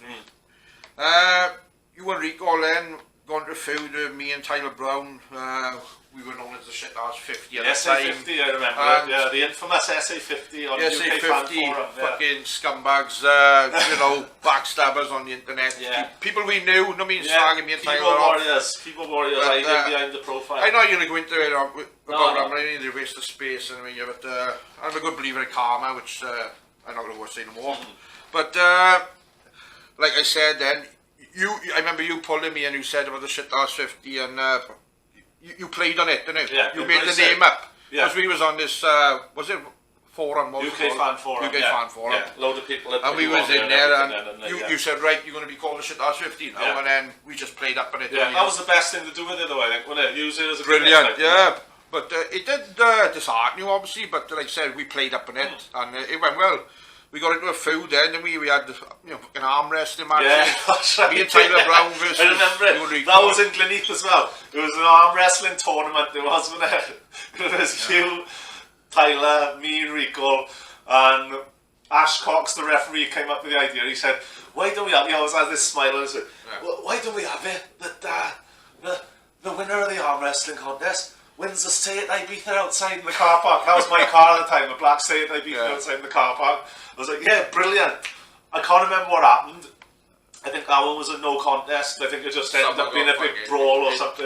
Yeah, the table got it over in the final or something. So I think you fought Tyler and I fought Rico. Yeah, that's right. Single matches, I think. Like. Yeah. I remember being outside that night and you said, right, this next show now, after this, how do you fancy wearing a nappy, Bass? And I was thinking, a nappy. I was 20 stone, I mean, and I ended up fucking doing it. I mean, how did that come about then? Was that a setup between you and Rico? No. Did it start off as a laugh? Or? I think one of us had a loser wears a dress match or something, one of us had. That's right. And someone had, one of you guys had to wear a dress, is that right? Something like Yeah, that. one of you guys had to wear a dress. And then I was talking to Tyler when we were on the Lash one night. And he said, why don't we have a nappies versus dresses match? He was joking, he was. Yeah. I was like, you've hit the nail on the head, this is a stroke of genius. I'd love to see Bassy in a nappy. So there it was. It was just like, right, nappies versus So you're dresses. telling me after all these years, it was my tag team partner idea? Yeah, totally, 100%. From what I remember, like I said, there's been a few knocks to the head. I wouldn't doubt it with him, nobody he was cracking. I'm pretty sure we were on the Lash in Cardiff one night, we were talking about it after the show. It probably makes sense. So where were we? Jumping Jacks, I think it was at the time. We were in there, we were talking about it, drinking some cocktails at the bar, and he was like, what about nappies versus dresses? I was like, brilliant, we'll do it. So then I looked on my phone the next day, right? I was looking on eBay, watched items, adult diapers, adult nappies. You so sent I me said, what fucking the- pictures of them, I remember. But you couldn't get nothing to fit me, so I had to wear a beach towel. Yeah, the towel with one. safety pins and that, yeah. With If you remember that match as well, you and him went out It was first, funny, yeah? oh, it was funny. You and him Brilliant. went out first, and you nappies and that. Then me and Rico come in, we both had t-shirts on. We had our dress tucked in our trunks, so we looked to you like we double ripped over there, didn't it? Yeah. Like we didn't have the dresses Where's on. the dresses? But we pulled them off and they were there, like, you know, but that was grouped up. I loved, one part I loved about that match, there's a photo of it somewhere, you and your big nappy, it's coming all undone, there's a towel hanging down, so there's nappy hanging off your ass, me on the top rope in my pink dress, doing the missile drop kick on you like that. There's a picture of that somewhere, it's hilarious. And then at the end of it, me and Rico threw our dresses into the crowd and we did, so nice souvenir for someone. But going back to that match, you know what I mean, Tyler's face expression, he was He's the a card, isn't he? He was a showman, and he is. was the Mexican gimmick in the old days. Do you know what? I loved the Mexican gimmick. I really loved it. But he loved it at first, but then he was like, I want to be serious. I want to be more serious. I want to do something else. I don't want to do the Mexican. I was like, please do the Mexican. And it was good, man. And people in work with me would ask, is the Mexican going to be there? I'm like, the Mexican don't want to be the Mexican no more. But he didn't care. He was there for brilliant. half, and we would Come have into some the ring good with a times. bottle of tequila. Tequila. Just acting like a drunk Mexican. It was great.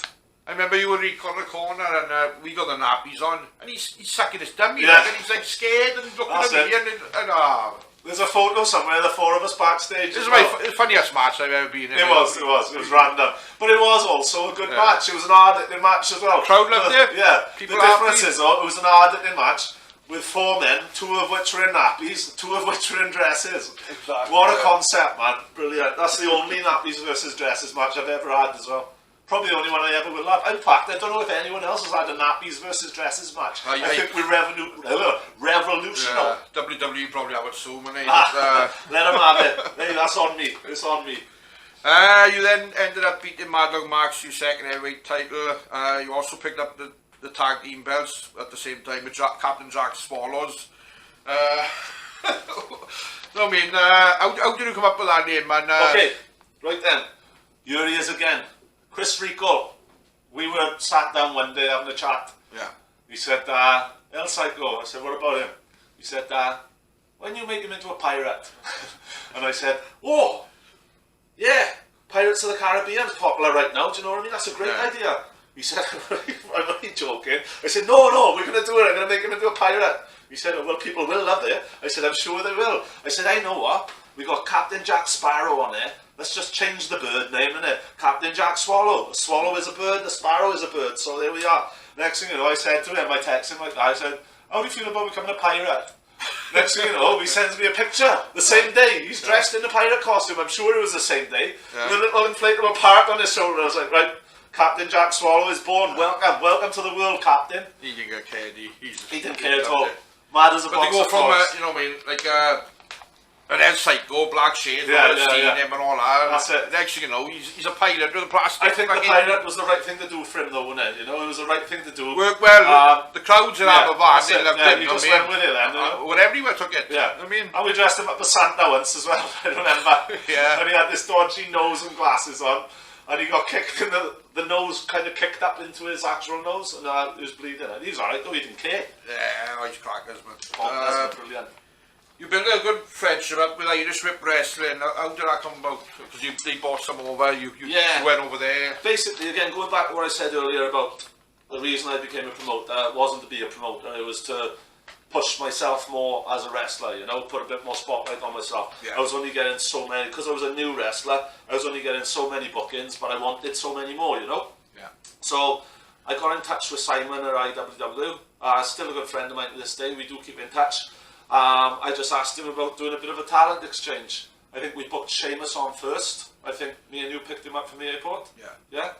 And then they'd have me over. I'd done a tour with them.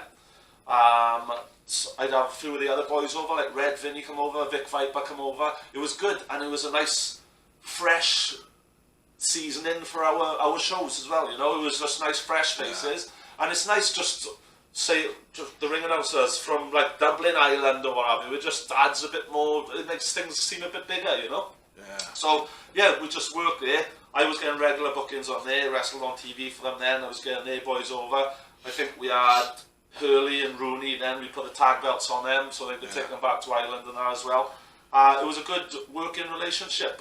But like I said, I also became good friends with a lot of them. Simon in particular, he's a good guy, still running to this day. To my knowledge, anyway. Yeah. But yeah, I had some good fun over there. Really I remember the one you phoned me up and you said, "Oh, we got to pick this wrestler," and it was Madman Manson. Oh yeah, great guy. So we picked him up and we come back to our local, what's it called, B&Q shop. Yeah. And he was having an hardcore match the next day with Rico, and I remember right. me, you, and him in B&Q. Yeah. And he's picking his nails. Looking for toys. Looking for toys, and then he's going.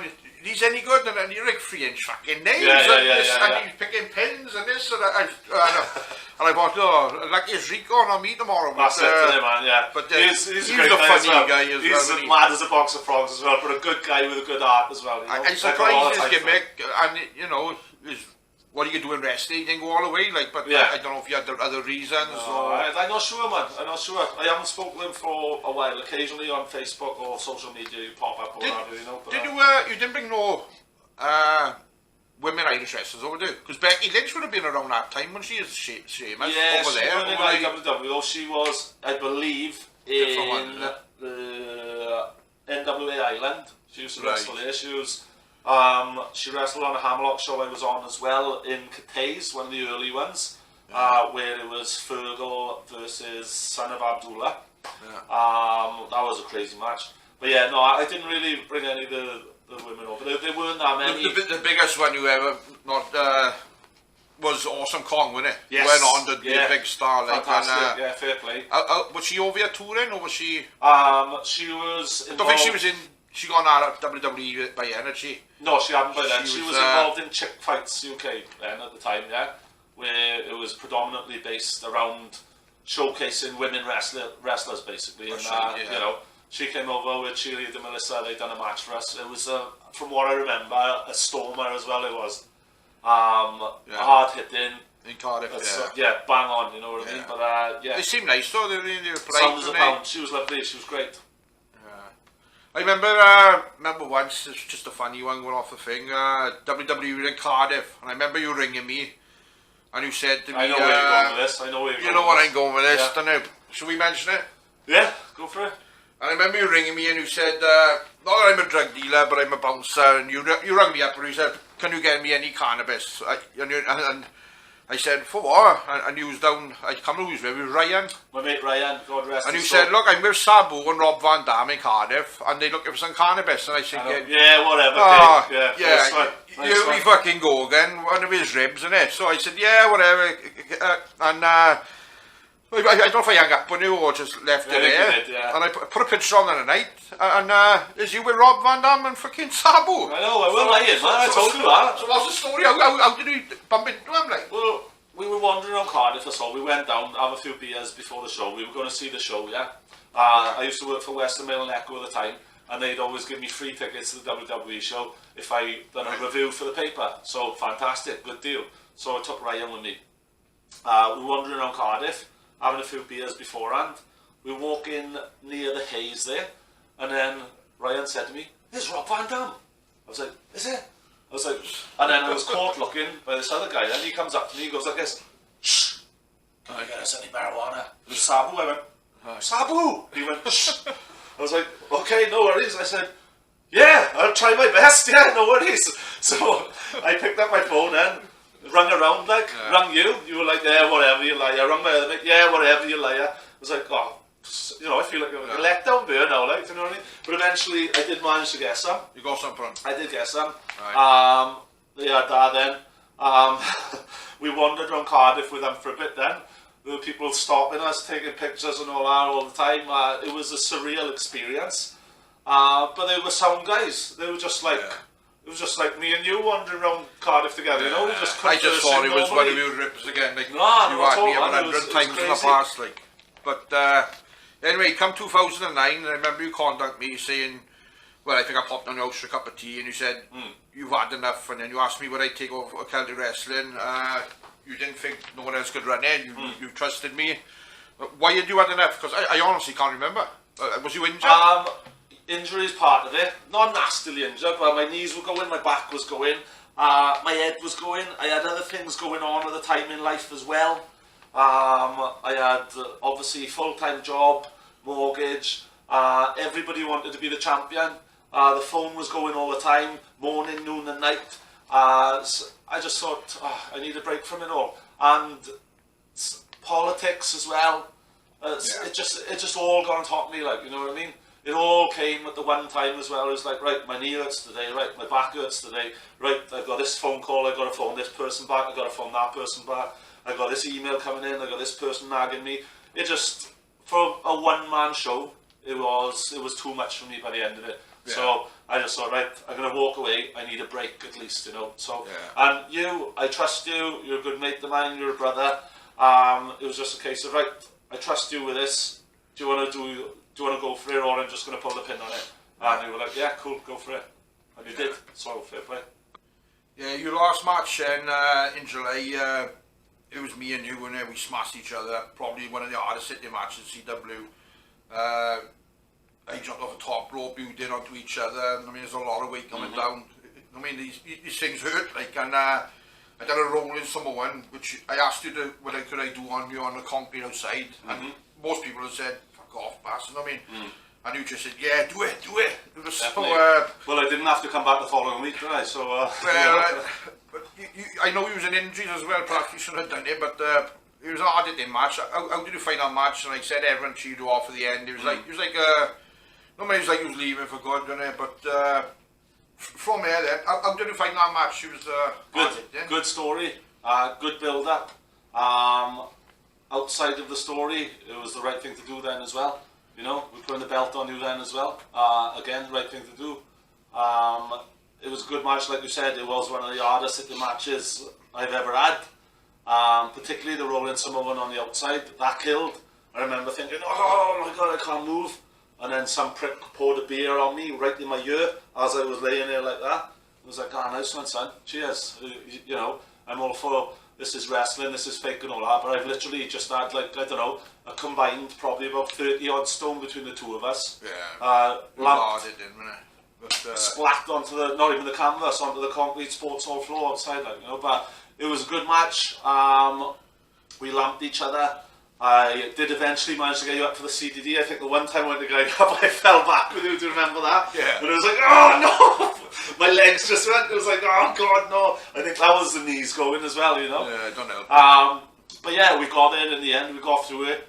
And yeah. But I said you had a break, and I just want to get across. I mean, before people said I had an ego, I didn't put that belt on myself. You had planned to have that belt on me that night, months, whenever, you know, it was I months. asked you about it, I Yeah. offered you it basically.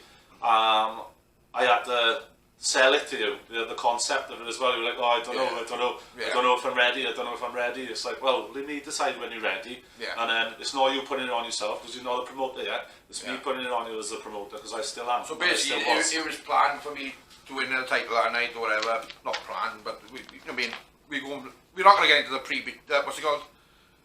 The finer reality details of and it, all right, that, yeah. Because when we get in there, me and you, we go for it. And Yeah, totally, 100%. I mean, Big time, yeah. we're not far off like fighting on the street. No, I know. But basically, said I took over as promoter then, and I mean, I knew the pressures we was under then because being there. But Yeah. I did practice helping you, like I said, but you had faith in me. I kept it going. But then I said I'd run it for another year. Then I had to step down, various reasons. Something happened on the show, as you know. Discuss that another time. And there was a new man on the scene. I hadn't heard much about him. I think he was a radio interviewer called Johnny Miller, and he took over after. He took over, and I think he only put 3 shows. I think that's all he done. Something like that. But what did you think at the time of Johnny Miller being the new promoter? Because like I said, I had to finish for various reasons. Like, yeah, I think at the time, tidy guy. I thought he had some good ideas on paper, but I think he was a bit out of his depth with it then. Yeah. He found out, particularly so with, I don't know, people like getting in his ear, get into him, politics, the negative side of wrestling that you don't see until you go like backstage behind the dressing room door, and then beyond that. But you know, he tried. He had a go. he had to go, And didn't he? then it just decided it wasn't for him. Respect to the guy for giving it a go. That's what I say, you know. Well, like I said, you didn't want to run shows. I couldn't run shows, and he kept it going. In all fairness, That's to it. him. He did. He did. He was filmed as part of the One Man Riot documentary, and he admitted himself at the end. I mean, you run out of cash or whatever, yeah, that's and it. And it happens, you know. it is an hard game, isn't it? But big time. like I said, he booked us well, didn't he? You picked the Interactive title up again, and in a match with me, if I remember right, you That's come right. out I as come a out the special guest referee, yeah. And I'm going to bring this match up because you just ran at me from the bell and you hit me with a punch and I seen stars and I thought, I'm going to fucking go here. You know what I mean? Sorry. I got to start fighting back here. It was seat of the moment, wasn't it? And I couldn't get one in. You caught me so hard, I was leaning on the ropes and it was like a punch I'd had in boxing. I was thinking, I'm fucking going here. Well, if it's any consolation, I'm glad you couldn't get one in, but you know. Well, I got one in back in the end, but it took me fucking. I think it I was a seeing bollock shot or stars then something as like well, that. you know. But then it was like the solar system between us both, man. But I think it was a couple of weeks later then we had it was a charity show for cancer and it was supposed to be me and you. We got put together then by Johnny and we was going to fight Scouts and Ahmed from the Madness, but Scouts ended up pulling out and T-Bone coming in as the tag team champion with Gilbert. And, I remember Douglas Catholic Club. But, yeah. How did you find that match and teaming with someone like myself, like who you've been fighting with for the last couple of years? No, it was good, man. It was you know, we were the 2 hometown heroes then, weren't we? You know what I mean? Yeah. Linden, Ham, whatever you want to call him. Him and T-Bone worked well together. Yeah, very good. Yeah, very good. I remember Ham at one point went to chop me, had me against the ropes. I ducked the chop, come round, chucked him against the ropes. Woo! Brilliant. It sounded just like that actually. But he's had me back on many times as well. His chops aren't to be, you know, And for shite down. the record, them chops hurt. They do I've hurt. had enough of them. Yeah. And other wrestlers will be watching this will know what the Caiman chop is about. They And, do hurt. and you used to do them in training to us. And Yeah. I'm thinking, well, we'd learn chops. Yeah, we would, you know. Well, a lot of people when they start out, they do chops, they think it's just like a backhander in it, but it's Yeah. not. You know, you're throwing the backhander, you're turning it, it's meant to be a knife edge, which is that part of your hand there. When you turn it then for the impact, that makes the sound right in the sternum. Sometimes, Well, you know, that initial sting hurts more than a knock. You know yeah, what I mean? it does, it does. And, I'll be honest, I'd rather take a whack on the jaw than a fucking chop in the chest, I'll be honest. I remember in the early But I days, took her through. early days of training and I'd done something wrong and you go past 10 chops and Yeah. I think, oh, fuck's sake, I'm going home here. I take them and then, I see these other people getting chopped. But It was brilliant. Well, one time for charity, I was doing my Movember charity. yeah, I remember that. I Yeah. had my dojo going up in Peter's dojo up in Pant ICI up there. It was like, right, get me to this amount of money, and on camera I will take 50 chops off my trainees. I took them. I think we lost count at one point, so it was just like go on. And then Peter shouted, "No, few more!" The bastard. He knew I'd already done 50, but I watched the video back, counted them. 68 chops. Oh. 68 chops All right there. wrestlers. Some were there. It was all my trainees. Yeah. Some were here. Yeah. Some were here. Some were hitting me in the gut. It was like I couldn't breathe. It was like, oh god. It was like stop, break. Oh. Obviously, some of them couldn't hit as hard as you, but Yeah, like I some said, of them could. Trust me. Once you're over 10, Yeah, that's it. a slap of You've anyone's had going it. to hurt, isn't it? But Honest to God, for days 68 after then, oh. I had all different handprints, all different sizes, all different shades. I had pinks, I had blues, I had purples, I had blacks. But we raised a shitload of money for Movember charity, which is a charity for testicular cancer, bowel cancer, men's mental health, suicide prevention, things like that. So, good. Yeah. Happy days. I jumped the gun a bit, but there, I didn't mention what made you decide to come back into wrestling, because you said you took a few months off, nearly a year, and then you I don't think before I you ever. went, I didn't ever come back full time, did I? I come back and do the odd you're one. doing the odd shows. They say wrestling's like the mafia. Once you're in, Was you're it in. Johnny Millen Do you know what I contacted mean? you and asked you to come back? I honestly don't remember, mate. I don't remember. I was Because one of the matches you had, you beat Titan at the Big Bang 6. Yeah. In the Racket Championships. How do you find Titan then? Because he's pretty new at the time, Yeah. but he's gone on to do God, well. decent, excellent presence. He's doing awesome for himself now as well. We had a decent match. It worked. We did what we had to do, you know, and I think it worked out well. It worked out well for everybody. It was nice to work with him, you know. Yeah, but also on that show, you ended up pulling off, which was something pretty big for Celtic at the time again, Lawrence Savani. Oh, Lawrence Shillelagh, yeah. Savani, or how do we spell it? I don't know. British Shillelagh, yeah. But Lawrence went on to Shillelagh. be a couple of years later the world's strongest man. I mean, Yeah, but brilliant. How did you get him for Celtic wrestling? Basically, Tony J, if you remember the match T-Bone and I had, the Hair vs. Hair match, I mentioned Tony J was in my corner. Yeah. We kept in touch. He said to me, "Oh, Lawrence is a fan of wrestling." I was like, "Is he now?" Because always Is like, he the one who does the Robbie Williams? yes, tribute? Robbie Williams. Yeah, Yeah, that's yeah. right. There's a Robbie Williams tribute. So you knew Lawrence. He knew him anyway. So I was like, "Oh, try and get him on if he's interested." I always watch the Strongman at Christmas time, New Year, and all that. You know, I knew who he was. Yeah. So he put him in touch with me. We were having a chat and all that, and I said, "How do you feel about doing this? We got this thing going down now. They've got a bunch of people in a little sort of stable and all that. So I want a bit of backup. You could be my backup in my corner. Come on down to the show. We'll do this, that, the other. And then at the end of the day, you take out one of the guys or so, and they go to charge me or something." And he was like, "Brilliant, man. I'm in. And what a lovely guy as well. What a genuine guy. He was, yeah. You know, no ego with him whatsoever, considering his status and all that. But he come along, he done it, and it worked out awesome." I remember talking to him and he said he wanted to become a wrestler. Yeah. And he was going to come down and be trained by you. Yeah. I remember him saying, like, only you so far away, I don't know where he was living at the time, but he was interested in starting with you in Celtic, but obviously he still got into the world's strongest Yeah, that's man. it. That's his bread and butter, man. That's what he's good at. Obviously, you know, he's But he was, like I said, he's a big name, world's strongest man. yeah, massive. Merthyr, It was brilliant. Yeah. I mean, on a show, like. It was great to have him on again. That rubbed the status of Celtic a little bit more. Then, you know, it was a nice little feature. After a couple of months later, then I ended up having a bad injury, quadricep tear, and I remember it well. funny little story. It's just come to me now. I've gone back. I've won the tag team belts thanks to Daniel Wins, and we bought T-Man and Jesse Gilbert again, I think it was, and we've gone back.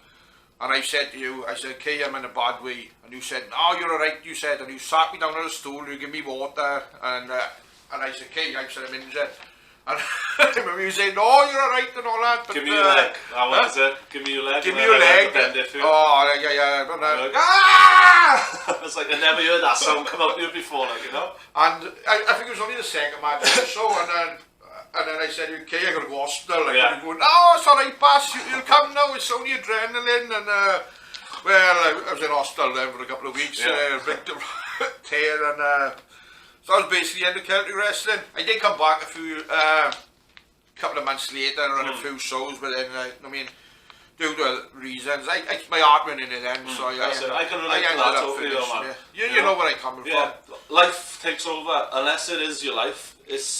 And I mean literally your work, your job and everything, unless it is all out in one package, it's hard to do it. Yeah, You know, especially when there's competition around, other promoters don't want other wrestlers working for you, other promoters don't want you running in the same area as them. It gets tricky, and then, you know, things get heated then as well. And it's for me, that was one of the reasons to get up today. You know, it's just like, do I really want all this shit? You know, as fun as it was, and as many stories as I built up for doing it, I can totally relate to, you know, it's hard to take a believe back it. step. It's 7 years ago, I mean, but would you ever contemplate starting it again? I guess in my head many times. I don't think I would. I have thought sometimes, particularly more so when I read a book or something, you know, read an autobiography or something. It gets the old juices going again. We see a video. Yeah, that's it. It's like, oh, you know, we could do this again. But the bigger picture is it wouldn't. I think if we did start again, it wouldn't be the same as it was then. You know, it'd be like a watered down version of what it once was. Of course it was, isn't it? 2013, like I said, the Celtic wrestling come to an end. You went on to wrestle for a few other promotions then, what was that like, how did you find that? Let's think, who else did I wrestle for? I wrestled for Elite in Rumney. Right. They're doing lots of shows at the moment, they're doing good for themselves. Yeah. Nigel, the promoter there, I felt a bit under pressure with it, to be honest. He said, right, I've got you in a tag team match against Team KO. Right. That's Luke and JJ, Team KO. And you're teaming up with Rene Dupree. So I messaged him back and, dude, I haven't been in a ring for like 2 years, or a year it might have been, sorry. I did wrestle for Alan again in Welsh Wrestling, I did 2 for him. Yeah. First one was great, second one, I was struggling with my shoulder a bit after the first one, and the second one, I didn't say anything, maybe I should have, but it wasn't as good due to that. But it was great to get back in there. And I was back in the gym again then as well, so I was out with a singlet, you know, and back in the trunks as well, you know, because the old petrol tank had gone. Yeah. But I wrestled them, I enjoyed them 2 shows. The one I did in Merthyr was for Ryan, who was in honour of him, because he had recently passed. So fair play, Alan brought me in to do that, because I said I was going to do one more. Right. I was first of all going to do a show for Ryan. Alan offered, in fairness, to run a show for him. Yeah. But it ended up we had a chat now, and I decided, look, I'll just do this comeback for him instead. So I don't have to have any of the pressure of running the show then either as well, because hey presto, that's the reason I left. But yeah, I also wrestled then for Nigel. I said to him, look, I haven't been in a ring for ages. Do you want to give me someone else? Exposure, yeah. Exposure, yeah. Yeah, it was in Rumney. He said, no, you'll be fine. Yeah. It's alright. I said, look man, are you sure? And he's like, you'll be fine. I was like, oh god, here we go. But I went in like that. I knew Rene anyway from Irish Whip. I'd wrestled on shows with him there. Yeah. So I sort of knew him anyway.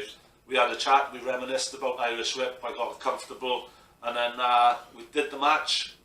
We come up with a spot at the end where I do my missile drop kick off the top rope. Yeah. You know, the one that popped the shoulder. I was like, right, let's do it anyway. Thankfully, the shoulder was alright. He does a big splash, and then I hit the big boot to Luke, who's on the apron, trying to make a save for JJ. He takes the pin, boom, away we go.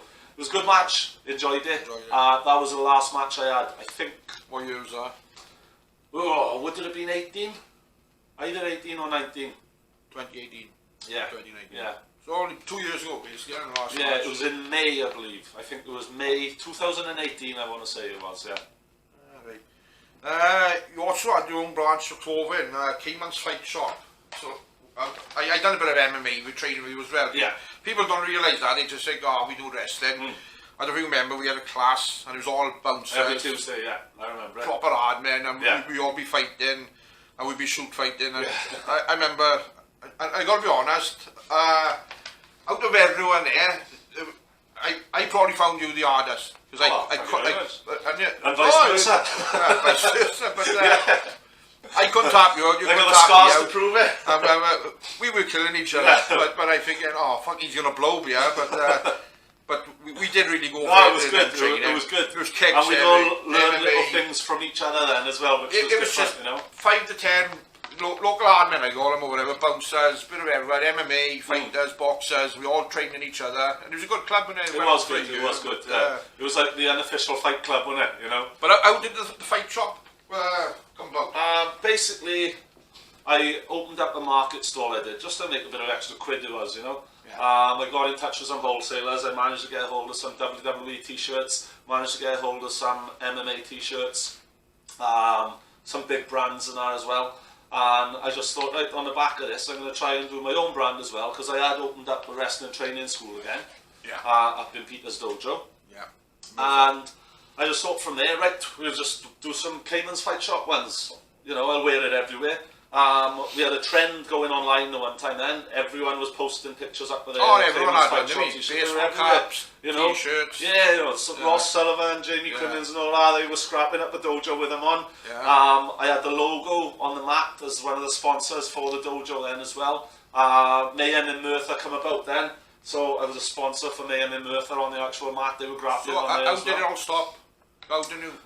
Basically, it was my market stall and my online shop. The online shop, you get a sale every once in a while. It's really difficult online, right? There's so much competition, so much big marketing out there. You've got to have money behind you if you want to sell online, basically. I didn't have a lot of money behind me, a lot of the financial backing. It was just me doing it as a hobby, really, in addition to my full-time job. I'd run the market stall in Merthyr every Saturday. It was great. I ran it for about a year. It was great. Summer was awesome. Christmas was amazing. It practically paid for my Christmas. Yeah. And then January then, I was stood outside, a sniffling mess, snot dripping down my nose, coughing like some sort of cardiovascular nightmare, coughing like a victim of the chest clinic, just flued up, raining everywhere, not a single customer all day. And then I just done that for two more weeks. I thought, all right, I'm going to have a break from this now. And then I bulk sold all my stock then on eBay and just thought, right, I tried, I made a couple of quid, I've gone, Right, going away from the wrestling, the Caiman's Fight Shop, you have become a singer, but before we get into that, let's take a few clips of a few of your videos. Wake up every morning, just running in the same old race. The alarm clock chimes and it's up for work again. I hit the snooze 10 times and it's up I rise. You're just a wander to the same old place. I'm tired of seeing all the same old faces, places all the time. I see the dark people walking with their little dogs. See the postman posting the mail. I wake up every morning and I'm blessed with the same again. I see the same old stuff, yes I'm in a rut. I just want it all to go away. On this earth I'm just existing every day. And I wanna do a little more than it is. Cause I want a reason for living. And I don't wanna be another statistic. Cause I wanna be much more than the boy next door. I'm playing hell with people who I know I cannot beat. I'm getting into trouble when I'm fighting on the street. A busted nose, a busted lip, a twisted arm, a fractured hip. I'm sinking in deep water and I'm going under quick. I'm intoxicated, my life's deflated. The things are turning past, you know it's complicated. Intoxicated, it's gel-tomated. You made me who I am, yeah, I'm intoxicated.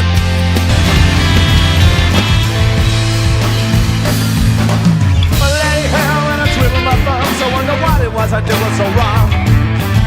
I can't help thinking that this mess in my palms. I keep on telling me I need to be strong. What I did, what I didn't do, what I did and what I didn't to you. I'm trying to make up my mistakes of the past, but all I'm making up it doesn't get through. Hey, yeah. How am I gonna get through this hell? Hey, yeah.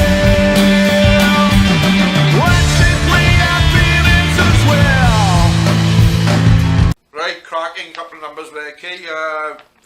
professional videos, I thought, the three of them. But how did you get into the singing? What year was that? That was, I believe, it was myself, Ed Dennis, Eddie Dennis, yeah, you familiar? yeah. Eddie Lizard, he wrestling for us as. NBC UK now. Yeah, fair play to him, doing good, making waves for himself, Well. respect to him, he jacked in a day job and he's gone for it. And again, sometimes that's what you got to do. But myself, him, Richard Crane and one of Eddie's mates, I forget his name now, we formed a little band. I just thought, it was when I was on my way up to wrestling, it was this, right? We formed a little band, we had a few practices, everyone got too busy with other stuff, nothing happened. So, I'd seek bands in, here, there and everywhere. I put adverts up for guitarists, adverts up for like bass players, drummers, etc. And just sort of test people just to mould myself into that band. Yeah. Eventually then, I managed to get together with Tristan, now in Florence Black. His mate as well was in the band. There was my current drummer in my current band, the Breakfast Club, Richard, and his son Jonathan was in the band as well. So we were called the Raging Bulls at the time. We were doing all rock covers. This was my apprenticeship into the musical world, basically. Did you always want to be a singer then? Yeah, I always loved it, but I just thought to myself when I was coming down from wrestling, it was like, right, I still need this buzz, but I don't want it to hurt as much. So I took the showmanship from wrestling into singing with me, and I don't have to take any of the bumps. Though I do occasionally bump on stage sometimes if I'm feeling a bit frisky. Yeah. So you're going from the Raging Bulls and Plasticine was that your next one? Raging Bulls, I then went on to an Oasis tribute band next called Slide Oasis. That's a play on Oasis, one of their songs was So called the Oasis Slide tribute band was before Plasticine? Yes, it was, yeah. Oh, right, Yeah. I thought it was after. No, I went in a couple of bands then. They Yeah. didn't really last. The Oasis one went on for a year or two then. I've done well, oh, you looked the part. Did good, You sounded yeah, we like used to them. dress up and everything. Yeah, I've seen But a few times and... the only issue with that, it was a great band, it was great fun, but towards the end then, it was just like, right, I don't want to fed up with singing the same songs all the time. Yeah. And we were popular, we were getting booked everywhere. But when the passion's there, I think it shows up in the singer, or when the passion goes rather, it shows up in the front man. It's like, right, he's not enjoying singing that, you know what I mean? And when you're not enjoying it, you're not enjoying it. But I always wanted to do my own thing. Right. So again, back on joining my band, I was looking for a guitarist, looking for sort of like a bass player and a drummer.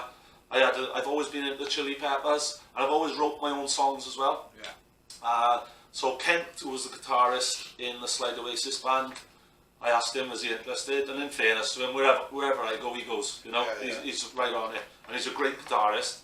So what I do, I'd write a few songs, I'd write them on my guitar, basic guitar player, but I'd write them on my guitar, send them to Kent, say, right, this is what I come up with, make you sound good. He'd make you sound good. We'd get together then, the four of us. We had myself, Kent, Chicken on bass, and we had a drummer from the United States, Dale, great drummer as well, and Chicken, great bass player. Yeah. Bass, we were predominantly known as a bass band, you know what I mean, as that featured highly. But yeah, we'd get together, write a few songs. I think we'd done our first show in the Crown, I think we did. Yeah. It went down well, and I keep writing, we keep practicing. You done recorded as well, didn't you? With, Yeah, we recorded in new studios in Pant first. We've done an EP there called Head Full of Toys. And if you look at our videos, you may find a hidden Easter egg is a little mascot head appears in every video basically. So Head Full of Toys was how that was called. It was good, it was decent. We did a better one then called Believe in the Scene, hashtag Believe in the Scene. We recorded that with Nick Bryan and John Constantine. Nick Bryan was the sound engineer for Oasis. Right. So we recorded that in EBI in Ebervale. And it's great. We did some music videos as well then, which I wrote the scripts for. I'd like listen to the words of the song and be like, right, That's the ones we've seen this just is what now. happens here, yeah. So this is what happens here, right, wake up in the morning, cool, alarm clock going off, wake up in the morning, running in the same old race, it's all about routine and all that. But all the songs, if you listen to the words, they all mean stuff, you know what I mean, the Plasticine ones. And we did some great gigs. We played in front of 15,000 in Cardiff one day. We played Merthyr Rising a couple of times. Our last gig was in Merthyr Rising. It was fantastic. But you know, sadly, all things must come to an end, you know, and it was time for Plasticine to come to an end. Not in my heart, But I was going to say, you was know, it your decision? Or no, was it... no, I'd have gone on forever. Yeah. But so, you know, we went through a few drummers. People so, move on, don't they? Yeah, people do move on. People got other things going on. People got families. People got like weddings. I know Chicken had to get married. He had his stag do, stuff like that. Lots of little things do get in the way. Like I said with wrestling, sometimes real life takes over. So that's all it was, you know. But great memories from Plasticine. Thoroughly enjoyed it. So you went from there to right. the breakfast clubs, eh? Breakfast Club was the next And that's one. still going now? Still going now, yeah. Still going now. That's been going 4 years now, I think. And that's the tribute band, is it? 1980s tribute band, yeah. 1980s tribute Yeah, band. it's great. Enjoy it, still enjoy it. There's plenty of 80s music out there. What's your favourite We song can add you new songs. play from them days? Favourite song from the 80s that we play would be Together in Electric Dreams. Quality. Yellow. No, it's Human. Human League, yeah. Human League. Phil Yellow. Oakley, innit? Yeah. The Yellow. Hey, it's another band for another day, ours, bro. Right, you've always done a lot of work for charity. I remember my brother Sweet Sugar had a show for Alzheimer's, and you wrestled Death Row on there. But your biggest thing you're known for, I'm saying charity-wise, is Movember, the testicular cancer charity. How did that come about, and how did you get involved in it? Okay, basically, my friend Ryan, as we talked about earlier, no longer with us, God rest his soul. He was a massive advocate for Movember. His uncle died from, I believe it was testicular cancer. I had a testicular cancer or bowel cancer, apologies, I can't remember which. I'm going to say testicular cancer though, his uncle Stuart passed away of that. Yeah. So Ryan was a massive advocate. I jumped on with him first of all. Right. So we'd grown a stash for Movember, obviously a clean shaven at the time. We'd grown the stash for Movember, let it grow, take updates, people would donate. Yeah. I wouldn't get enough donations though, so I thought, alright, how can we up the stakes of the game there? So I decided then with my infinite wisdom, should we call it, to do little milestones for cash, and in return for reaching this cash milestone, we do a little video of me doing a forfeit. So, you know all about the forfeits. We'll get to that, yeah. We'll get to that. There was like, I don't know, get me to £100, I'll eat a load of chilies. Get me to £1,000, I'll learn to breathe fire. So, you know, so on and so forth. So we do all these challenges, and people were loving it. People were enjoying it. It was giving them something back for their money. So it wasn't just donate this money for this charity. It was donate this money for this charity, and I will do this. I'll make an idiot of myself. I think I dressed up as a lady the one day as well. Yeah. Yes, You took me around town dressed as a I was lady. involved with that. You were indeed. I don't know if it was a rib or... But, No, you it's rang me just- up and said I got to go around town That's with you right. Yeah. and sit in restaurants. But, That's right. And Camartha Park, walk around the lake in Camartha Park as well. yeah, I forgot about that part. Yeah. But But hey, it's all for charity. It's all good. It's all right. I think that the one day as well, I believe it was £1,400. That figure stays in my head. It was right. Give me £1,400. I'll go to Asda's in my pants. Then I will run from Asda's to the Welsh bar. It was about 2.5, 3 miles. 2-3 miles, Yeah. On this day as well, it was absolutely bucketing down. Then it was snowing. Then it was hailing. Then the sun was out. We had like all 4 seasons in the one day. But I made it down there, and I wasn't much of a runner, I'll be honest with you. No. I was gassed out. I couldn't breathe. I was boiling hot. I was freezing cold. But you be But- in new boxers, I mean, and... What's that? But to be in new Yeah, well, it was boxers these. and, It was them pink pants up there. I think pink I ran pants. in. Yeah, or actually, it was the green ones with pink Yeah. writing. Yeah, but it was eventful. And then the creme de la creme. Do you want to talk about the mountain or not? We'll get that now. Yeah, So okay. the team is known as Team Ryan. Was it? Team Ryan. Now, Was it after the team? No, When no. was it We after just used to do it on passed our own away? first of all. We do it on our own. I think we did have our own team first of all, but after he passed, then in honour of him, I named it Team Ryan.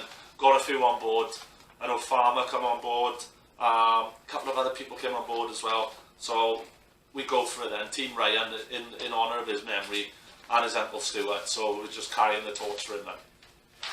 Was Ryan behind the challenge as well? Because I can imagine Ryan now. I can see his face and some of the stuff you used to say and do, and then we'd be just rolling away, you know what I mean? And, Yeah. and I'd be Ryan be like, oh, he's off again, back. Yeah, he's yeah, off yeah, again, or whatever. I think he enjoyed them. He did enjoy But he them. got involved in them, didn't he? And he He loved did. it, like, Yeah, you know. He was there every step of the way, you know, guiding me or coaxing me into it more. So you know what I mean. What I noticed though, you didn't do it last year. Any reason? Was it just the only reason I didn't is because I've been growing a beard for 2 years or so, and it's like, Oh, right. it's Yeah. you know, Under the beard, yeah. I may do it again this year. I did shave my beard But you- off yeah, I was this gonna year get for on the to that. NHS as well. In And it's lockdown, £1,325 for the NHS, and it has grown back now. Brilliant. I think it's been about 2 or 3 months, but it's Yeah. grown back, so we're all right. Hair Oh, grows good. back, guys. We're all right.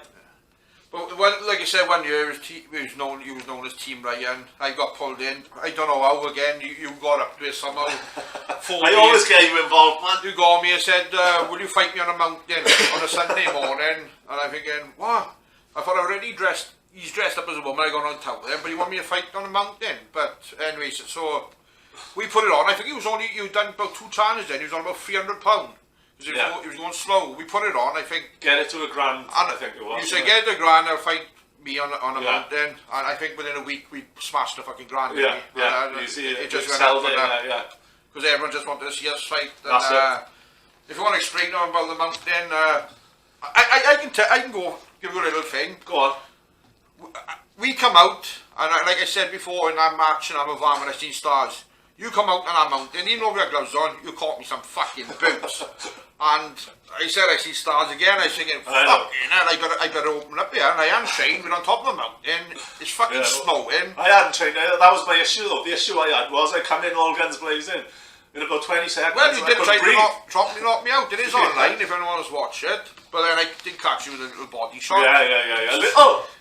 Little drop, and you do one knee, but in all fairness, like I said, coming from a boxing background myself, and I mean, you pulled off. You had to survive the 3 minutes now. Yeah, that's it. Get through the 3 minutes, and like I said, fucking hell, you hit me in the last 10 seconds with an uppercut, and my lip just exploded. Yeah. Because I walked up to the camera later and people think it was fake, and No. I go, look at I is that remember fucking fake? Look at that blood. I remember that one because as I done it, I give it like I seen it. I was just like throwing him everywhere, windmill, boop, boop, boop, boop, boop, boop, boop. And then all of a sudden I see a little gap there, like that. In it goes, and then Steve goes, right, time, and then he coming at me and went, time. I thought, oh, he's gonna kill me now. He's gonna wrap me up now. I'm glad the free, but like you said, it was all for a good cause, wasn't it? It was for a good cause, but I think. I remember comment. It was Ryan's parents as well, and they just thanked us. Yeah, and, fair play. Good people, man. Yeah. Good people. He's well missed, and he. No, big time, massively. That was for him, man. You know, we done have one for him, didn't we? She said he'd be looking down in hysterics now, you know. He'd be off his fucking head off. 100%. But yeah, that little bout there, it was just like, I remember it clearly. We went up in my Jeep. It was a really cold, frosty morning. There was frost on the ground. Cold. I had a piss on my hands. I Yeah. couldn't fucking feel them out there. It was freezing. Before I put the gloves on. Freezing, but we got out then. But we done it. I wore my pink singlet, pair of denim shorts. Did I wear my wrestling boots? I think I wore knee pads as well because I had a feeling I was going to hit the deck, Yeah. which by the way I did. I think you hit me 3 times, dropped me 4. How's that work? Like, but we went through it, we got through it. 3 minutes. You One of the survived, hardest didn't 3 minutes of my life. Yeah. But You raised the money, they smashed that's it. what it was all about, raising money. Past it. But we had some special guests in our match as well, do you remember? Some special Oh, guests we were yeah. there, we were fighting away like that. Fucking And I'm horses. terrified of horses.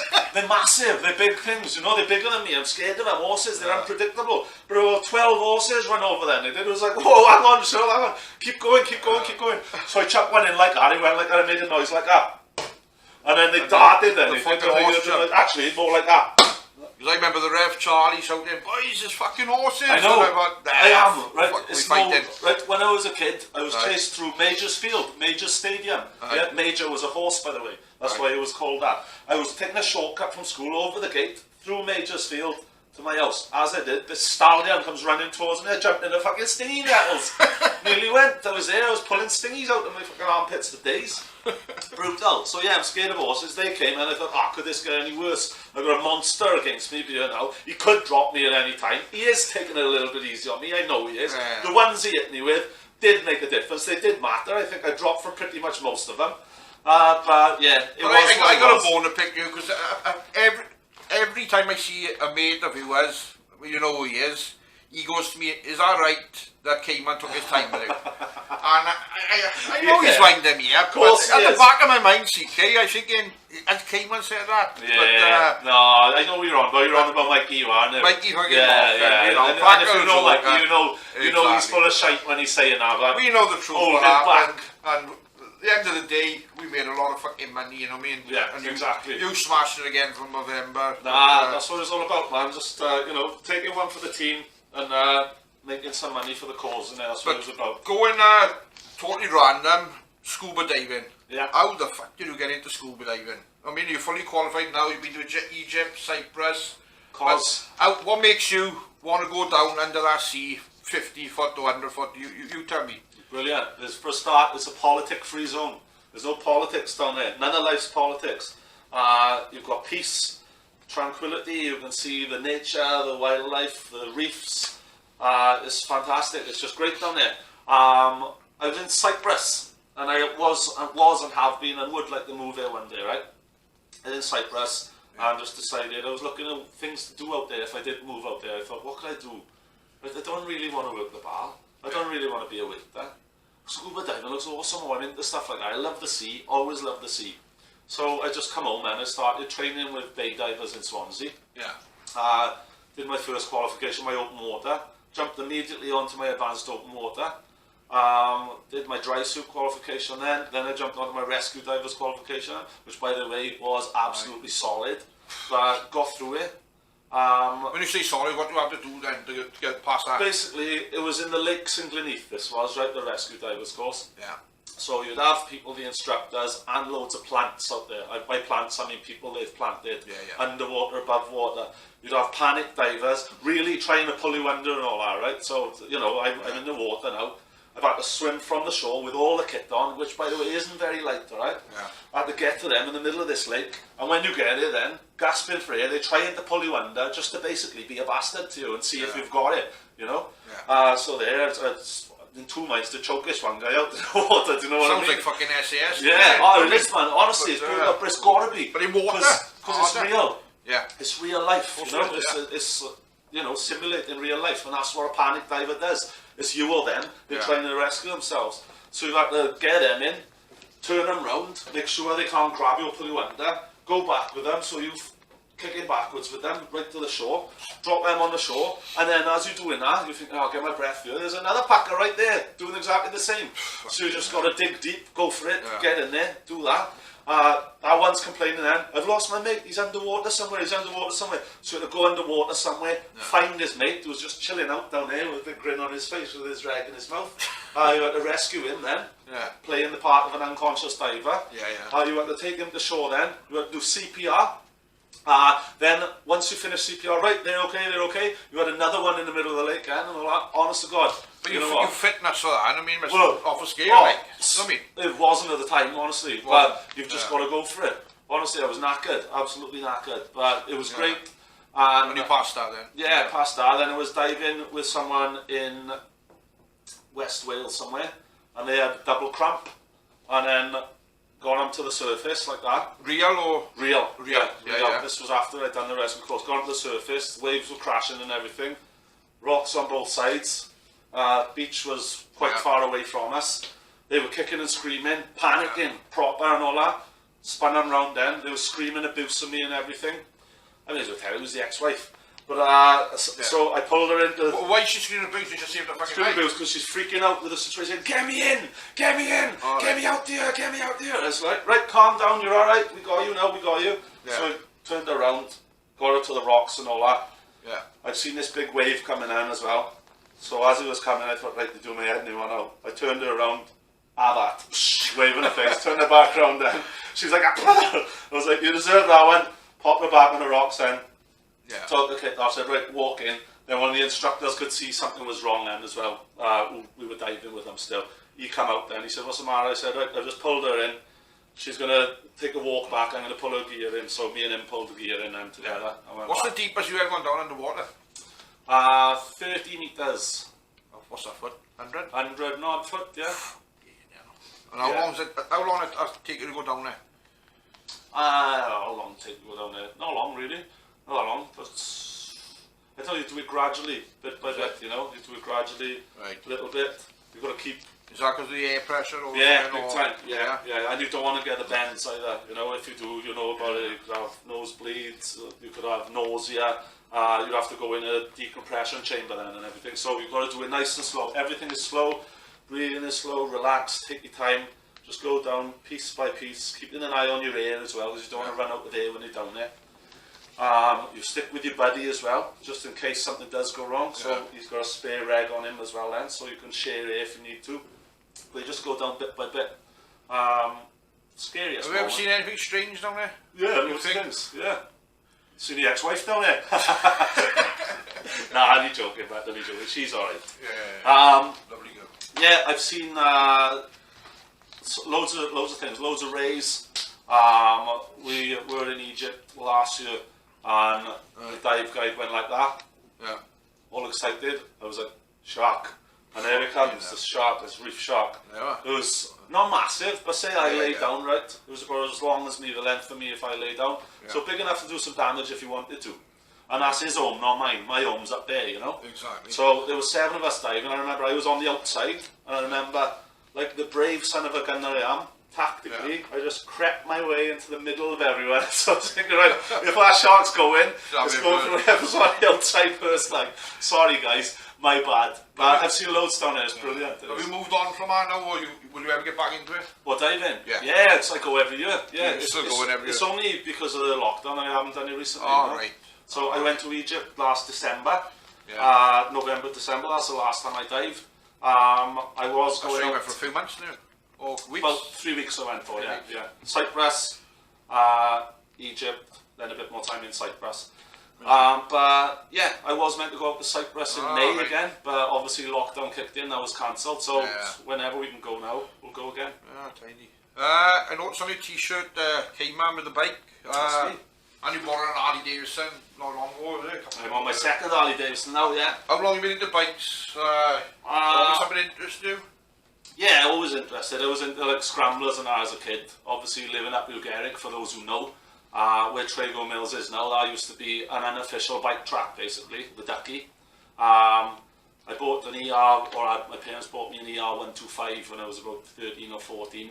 I'd take this thing called the Wall of Death. You go halfway up, and for some reason you pull off the throttle because you start shitting yourself. Why you think pulling off the throttle is a good idea, I don't know, because one way you go in and by the way it's backwards. I fell off that bike. I think I was off it more than I was on it.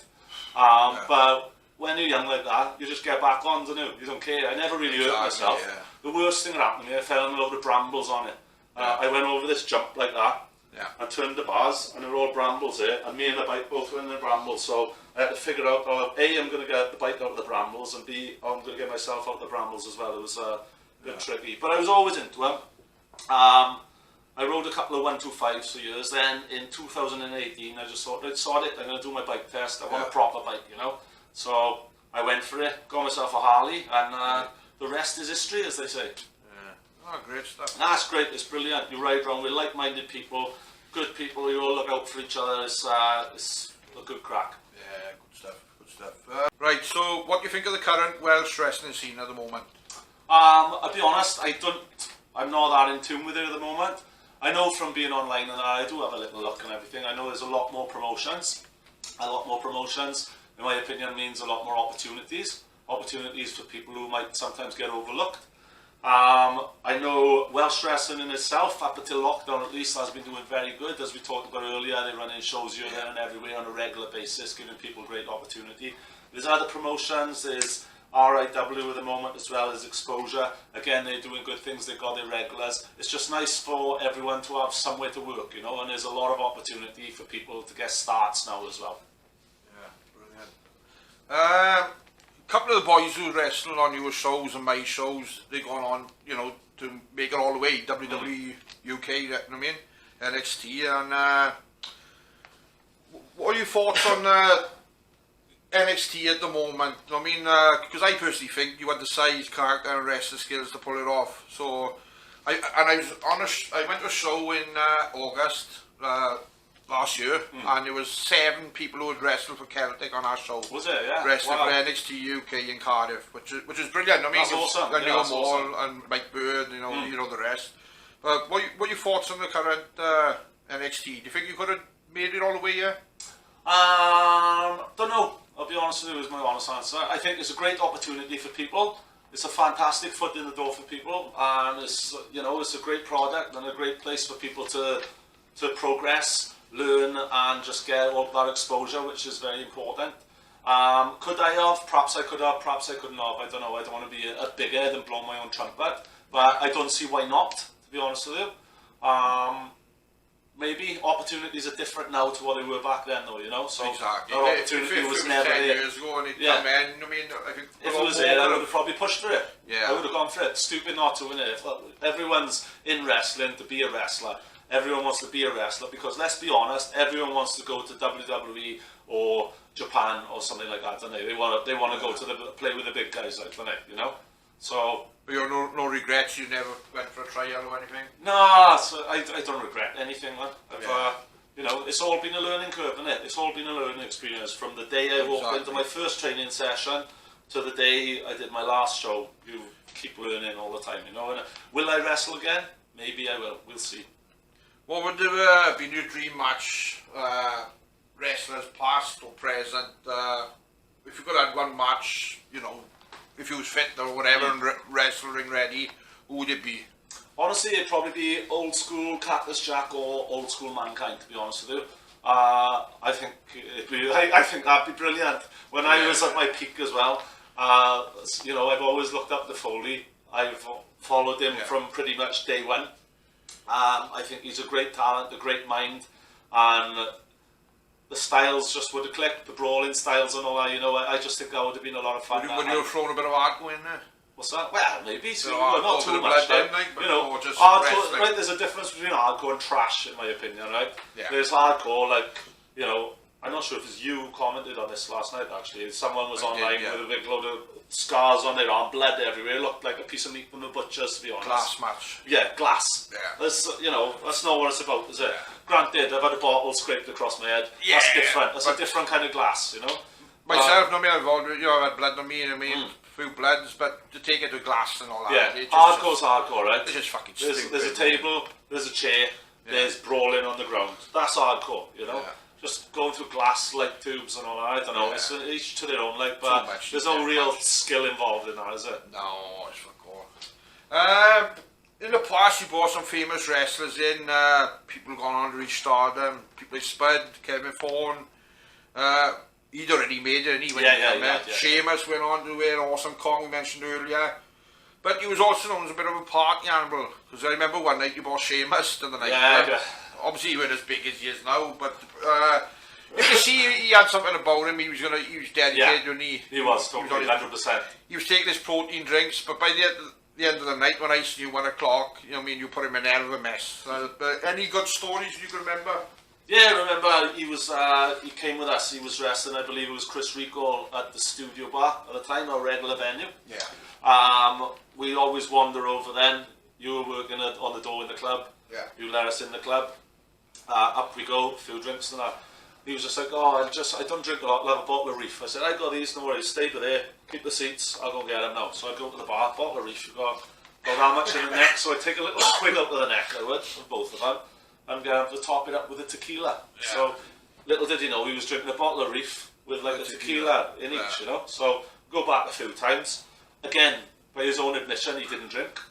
So yeah, he was pretty much feeling the effects of the alcohol after. You know? He was pretty well built to the other Yeah. and he was trying to dance on the dance with you and Spam, and he was like a robot. You know, totally. And you see, and then the state you got him in. You weren't a dancer, was he? I remember none of us were. Oh, none of us, but you'd have a go. But I remember one stage, and it was coming the end of the night. Spam was lying across the chairs over there. Yeah. The owner said to me, "You'll have to throw him out." I said, "Oh, he's my mate, leave him there." I don't know where you disappeared, you were gone. Seamus is hanging on me, he's armoured. Yeah. And he's going, Caiman's killed me, Caiman's killed me. Yeah. And then you come back and I think Seamus was sleeping on the side, you come and took him back.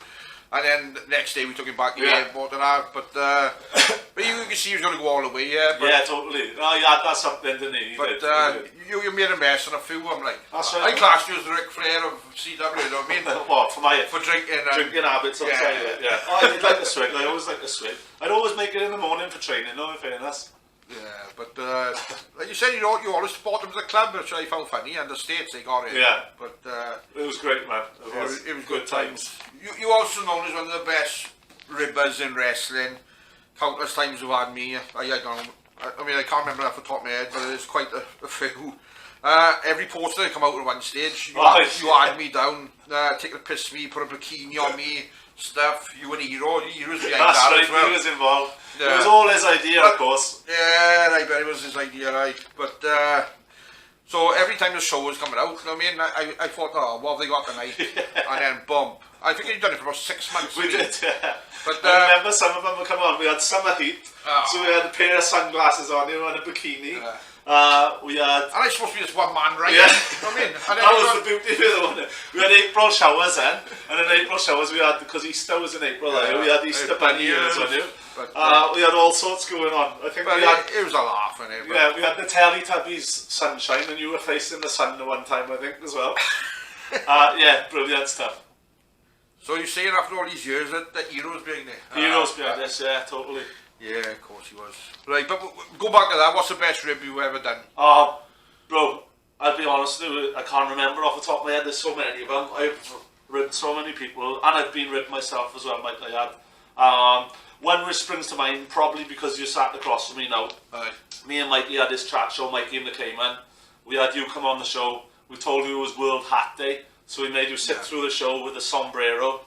By the way, there's no such thing as World Hat Day to my knowledge. We talked about Yeah, like just went along with you, I didn't know. So there was that. So we had this sombrero on all through this show, and we had like 1,000 and odd people watching live.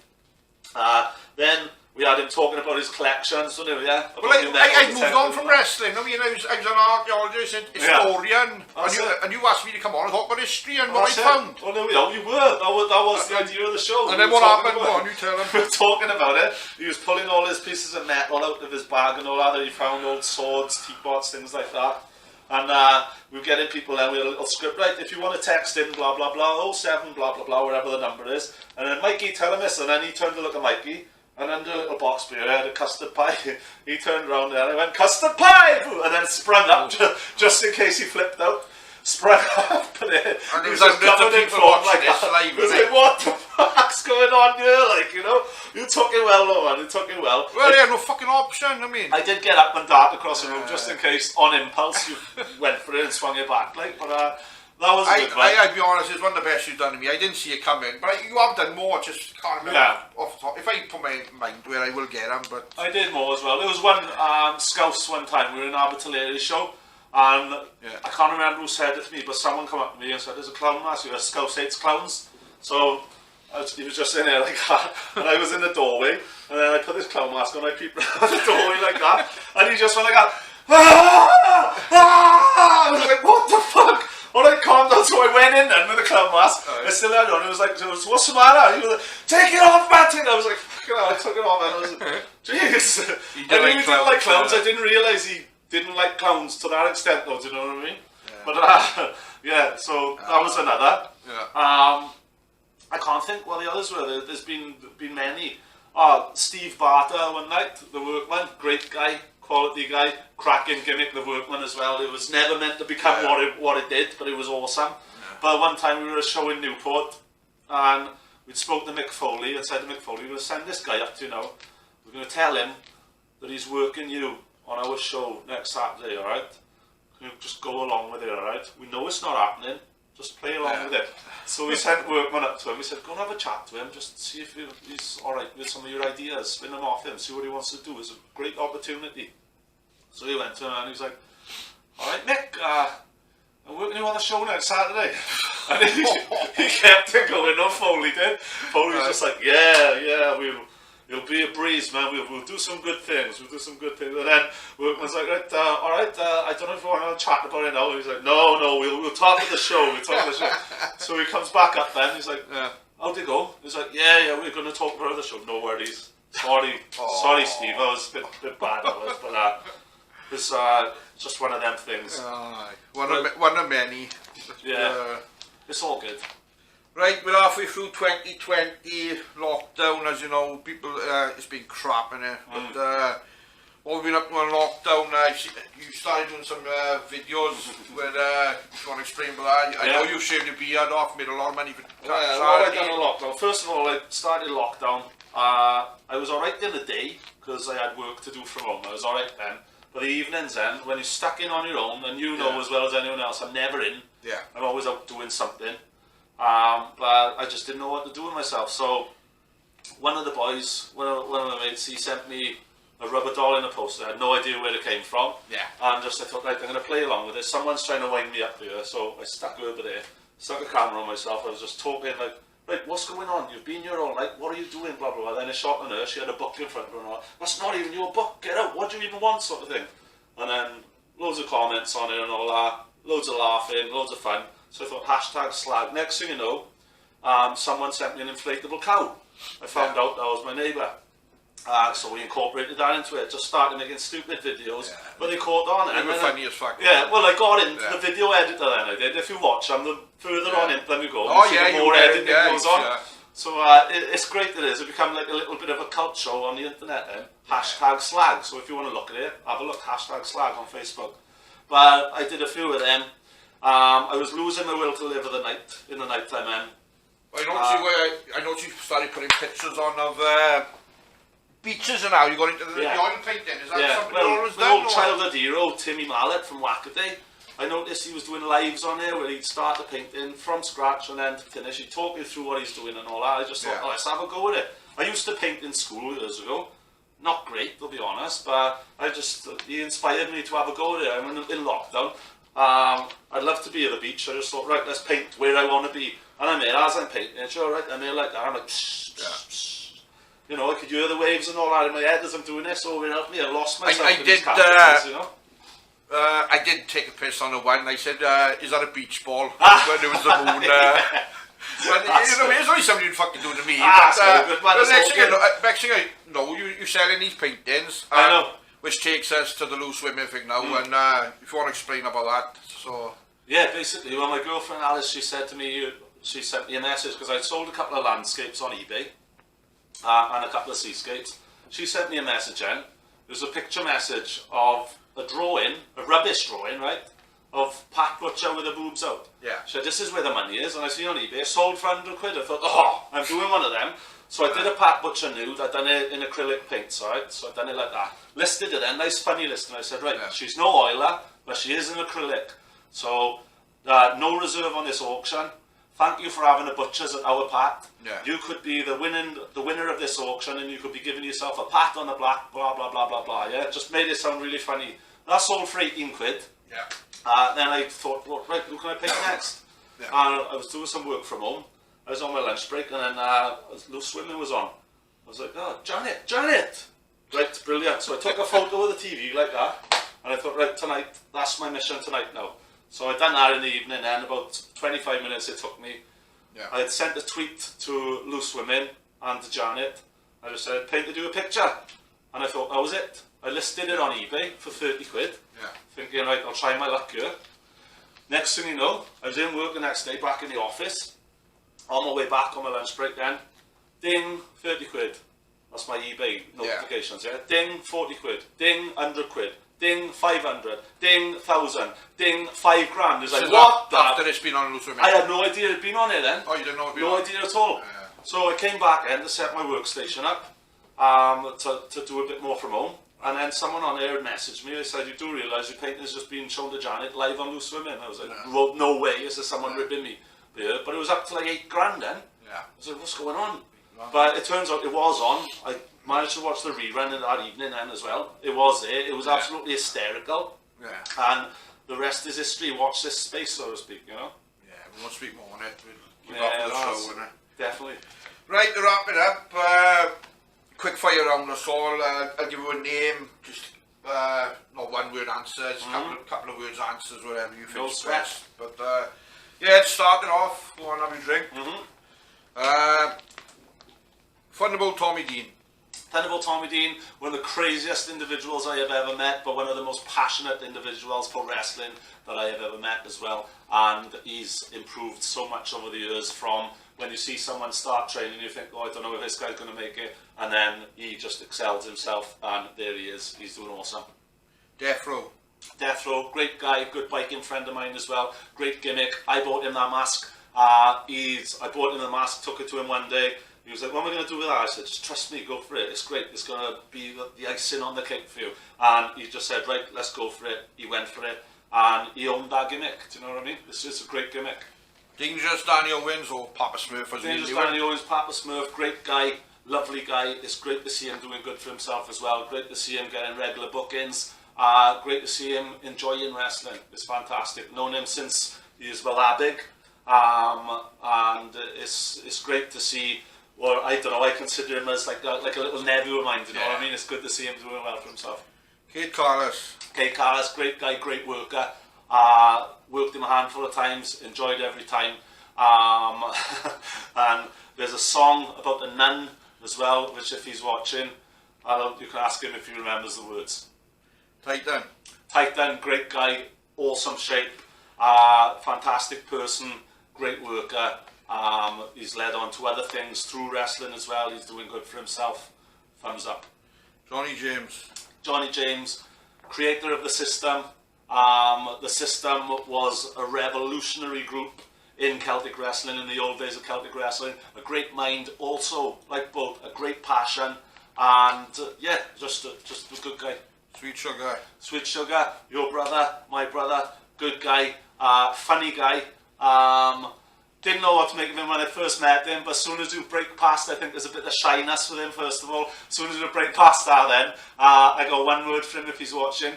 Baboon! See if he remembers that one. The Ghost Dynasty. Ghost Dynasty, didn't have a lot to do with him myself. I think the Lawrence Shillelagh show was that Ghost Dynasty that we were up against. Yeah, it was. Yeah, good idea, good theory, but that was for the most part when I was out of the loop a bit, you know. Yeah, Chris Rico. Brilliant guy, one of my favourite people in wrestling.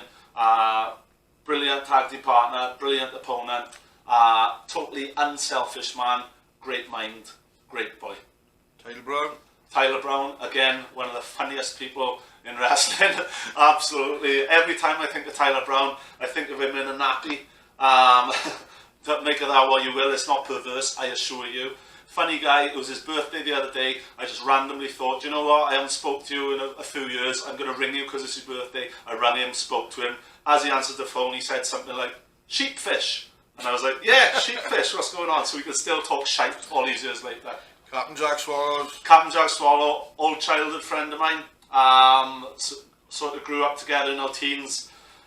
Good guy, will do anything you tell him to, basically, and not question it. Ask questions later. In fact, he don't even ask questions. Good guy, loyal friend. Nothing bad to say about him. Spam, again, good guy. We've been through a lot. We've been through ups and downs. He came to Holland with me.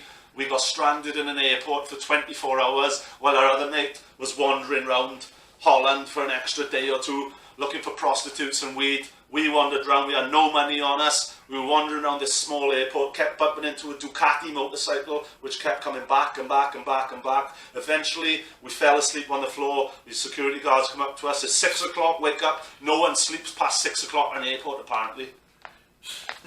Method of Madness. Method of Madness, great tag team. Probably some of my favourite matches are with Method of Madness, from the start to the end of what we did with them. Fantastic. They'd always absorb, they'd always listen, and they'd always then throw ideas in. And I remember one time I said to them, right, you call this match, it's your time now. And they called the match, and we did a day away. And then we had obviously the pinnacle match then as well, brilliant. Great opponents, good people. Johnny the Body. Johnny the Body, good guy. Unsure of him when I first met him. Again, we got to know each other. We've had some great laughs together. Roll up and ride on Rosie. You can ask him about that one if you want. Right? That was different. But we've had some good matches, some good feuds. We've mixed it up, and he's a good mate now, yeah. Madman Manson. Madman Manson, absolutely hysterical. Again, great guy. Met him first of all. He came over from Irish Whip, wrestled here for us in Celtic. Done a lot with him then. I've had some of the funniest matches of my life with Madman Manson, actually, now I think about it. We'd always turn the comedy on a bit, and he got me this comic one day, and there was a pumpkin mask on the front, so I stuck the pumpkin mask in my wrestling trunks, and then I'd get up on the top rope, chuck the pumpkin mask out of my trunks, pull it out, and I go, pumpkin! Like that. In Vic Viper and Ballyman Bruiser were all hysterical about it. Chuck the pumpkin mask on then, do my somersault like splash, miss it, and then he just whooped me with the pumpkin mask on. Great guy though. We've done some funny matches, little bits in slow motion and all that. He's hysterical, he's a hoot, he's a good man. Mike Bird, he's done amazing. I always knew he would do amazing. Again, if you talk about passion, you look at Mike Bird, he's great. He's a great aerial wrestler, he's a great technical wrestler, and I wish him all the best in what he's doing. Mad Dog Max. Mad Dog Max, with yourself, one of the hardest hitting opponents I've had. We just go in and we really know each other, or when I was wrestling, we really did know each other. We sort of know what each other's coming up with. We brush off each other nicely, and it's, you know, when you get them opponents, you know, that opponent, whatever you do, it always works. That was me and Mad Dog. T-Bone, again, another great guy. He's done so well. The difference in him from when I remember him, when I first met him, to the difference in seeing him now where he is, phenomenal. He's doing awesome things. He's a great guy. One of my favourite matches was that hair versus hair match against T-Bone. I'm not just saying that because he said it the other day. If you ask Jack Purser, I said it to Jack Purser before you went on that podcast with T-Bone as well. Great guy, good person, good man. Right, Kay, it's been a pleasure. Brilliant to do that. I have noticed you got a guitar at the side of you. I always have. And I was wondering if you'd like to play a little track to play us out. No, I wouldn't actually, but I'm guessing I'm going to anyway, am I? Well, don't make me get up, please. Okay, it's, let me bear with.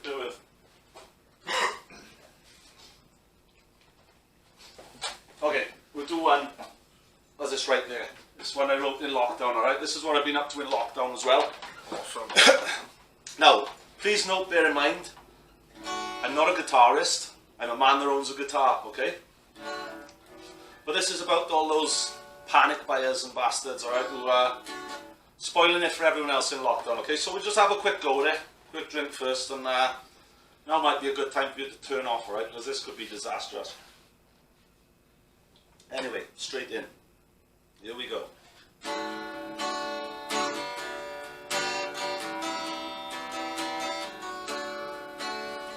Ham gel, bog roll, minced beef pies and sausage rolls, frozen chips, Weetabix, Kit Kat, Mars bar, packet of Twix, packet ham, jar of jam. They've even reverted back to spam. Humanity has lost its wits. Stay inside, you fucking dicks. Stay in and watch your TV. The longer you don't, we're not free. This will be a selfish prick. Just stay indoors, you fucking dicks.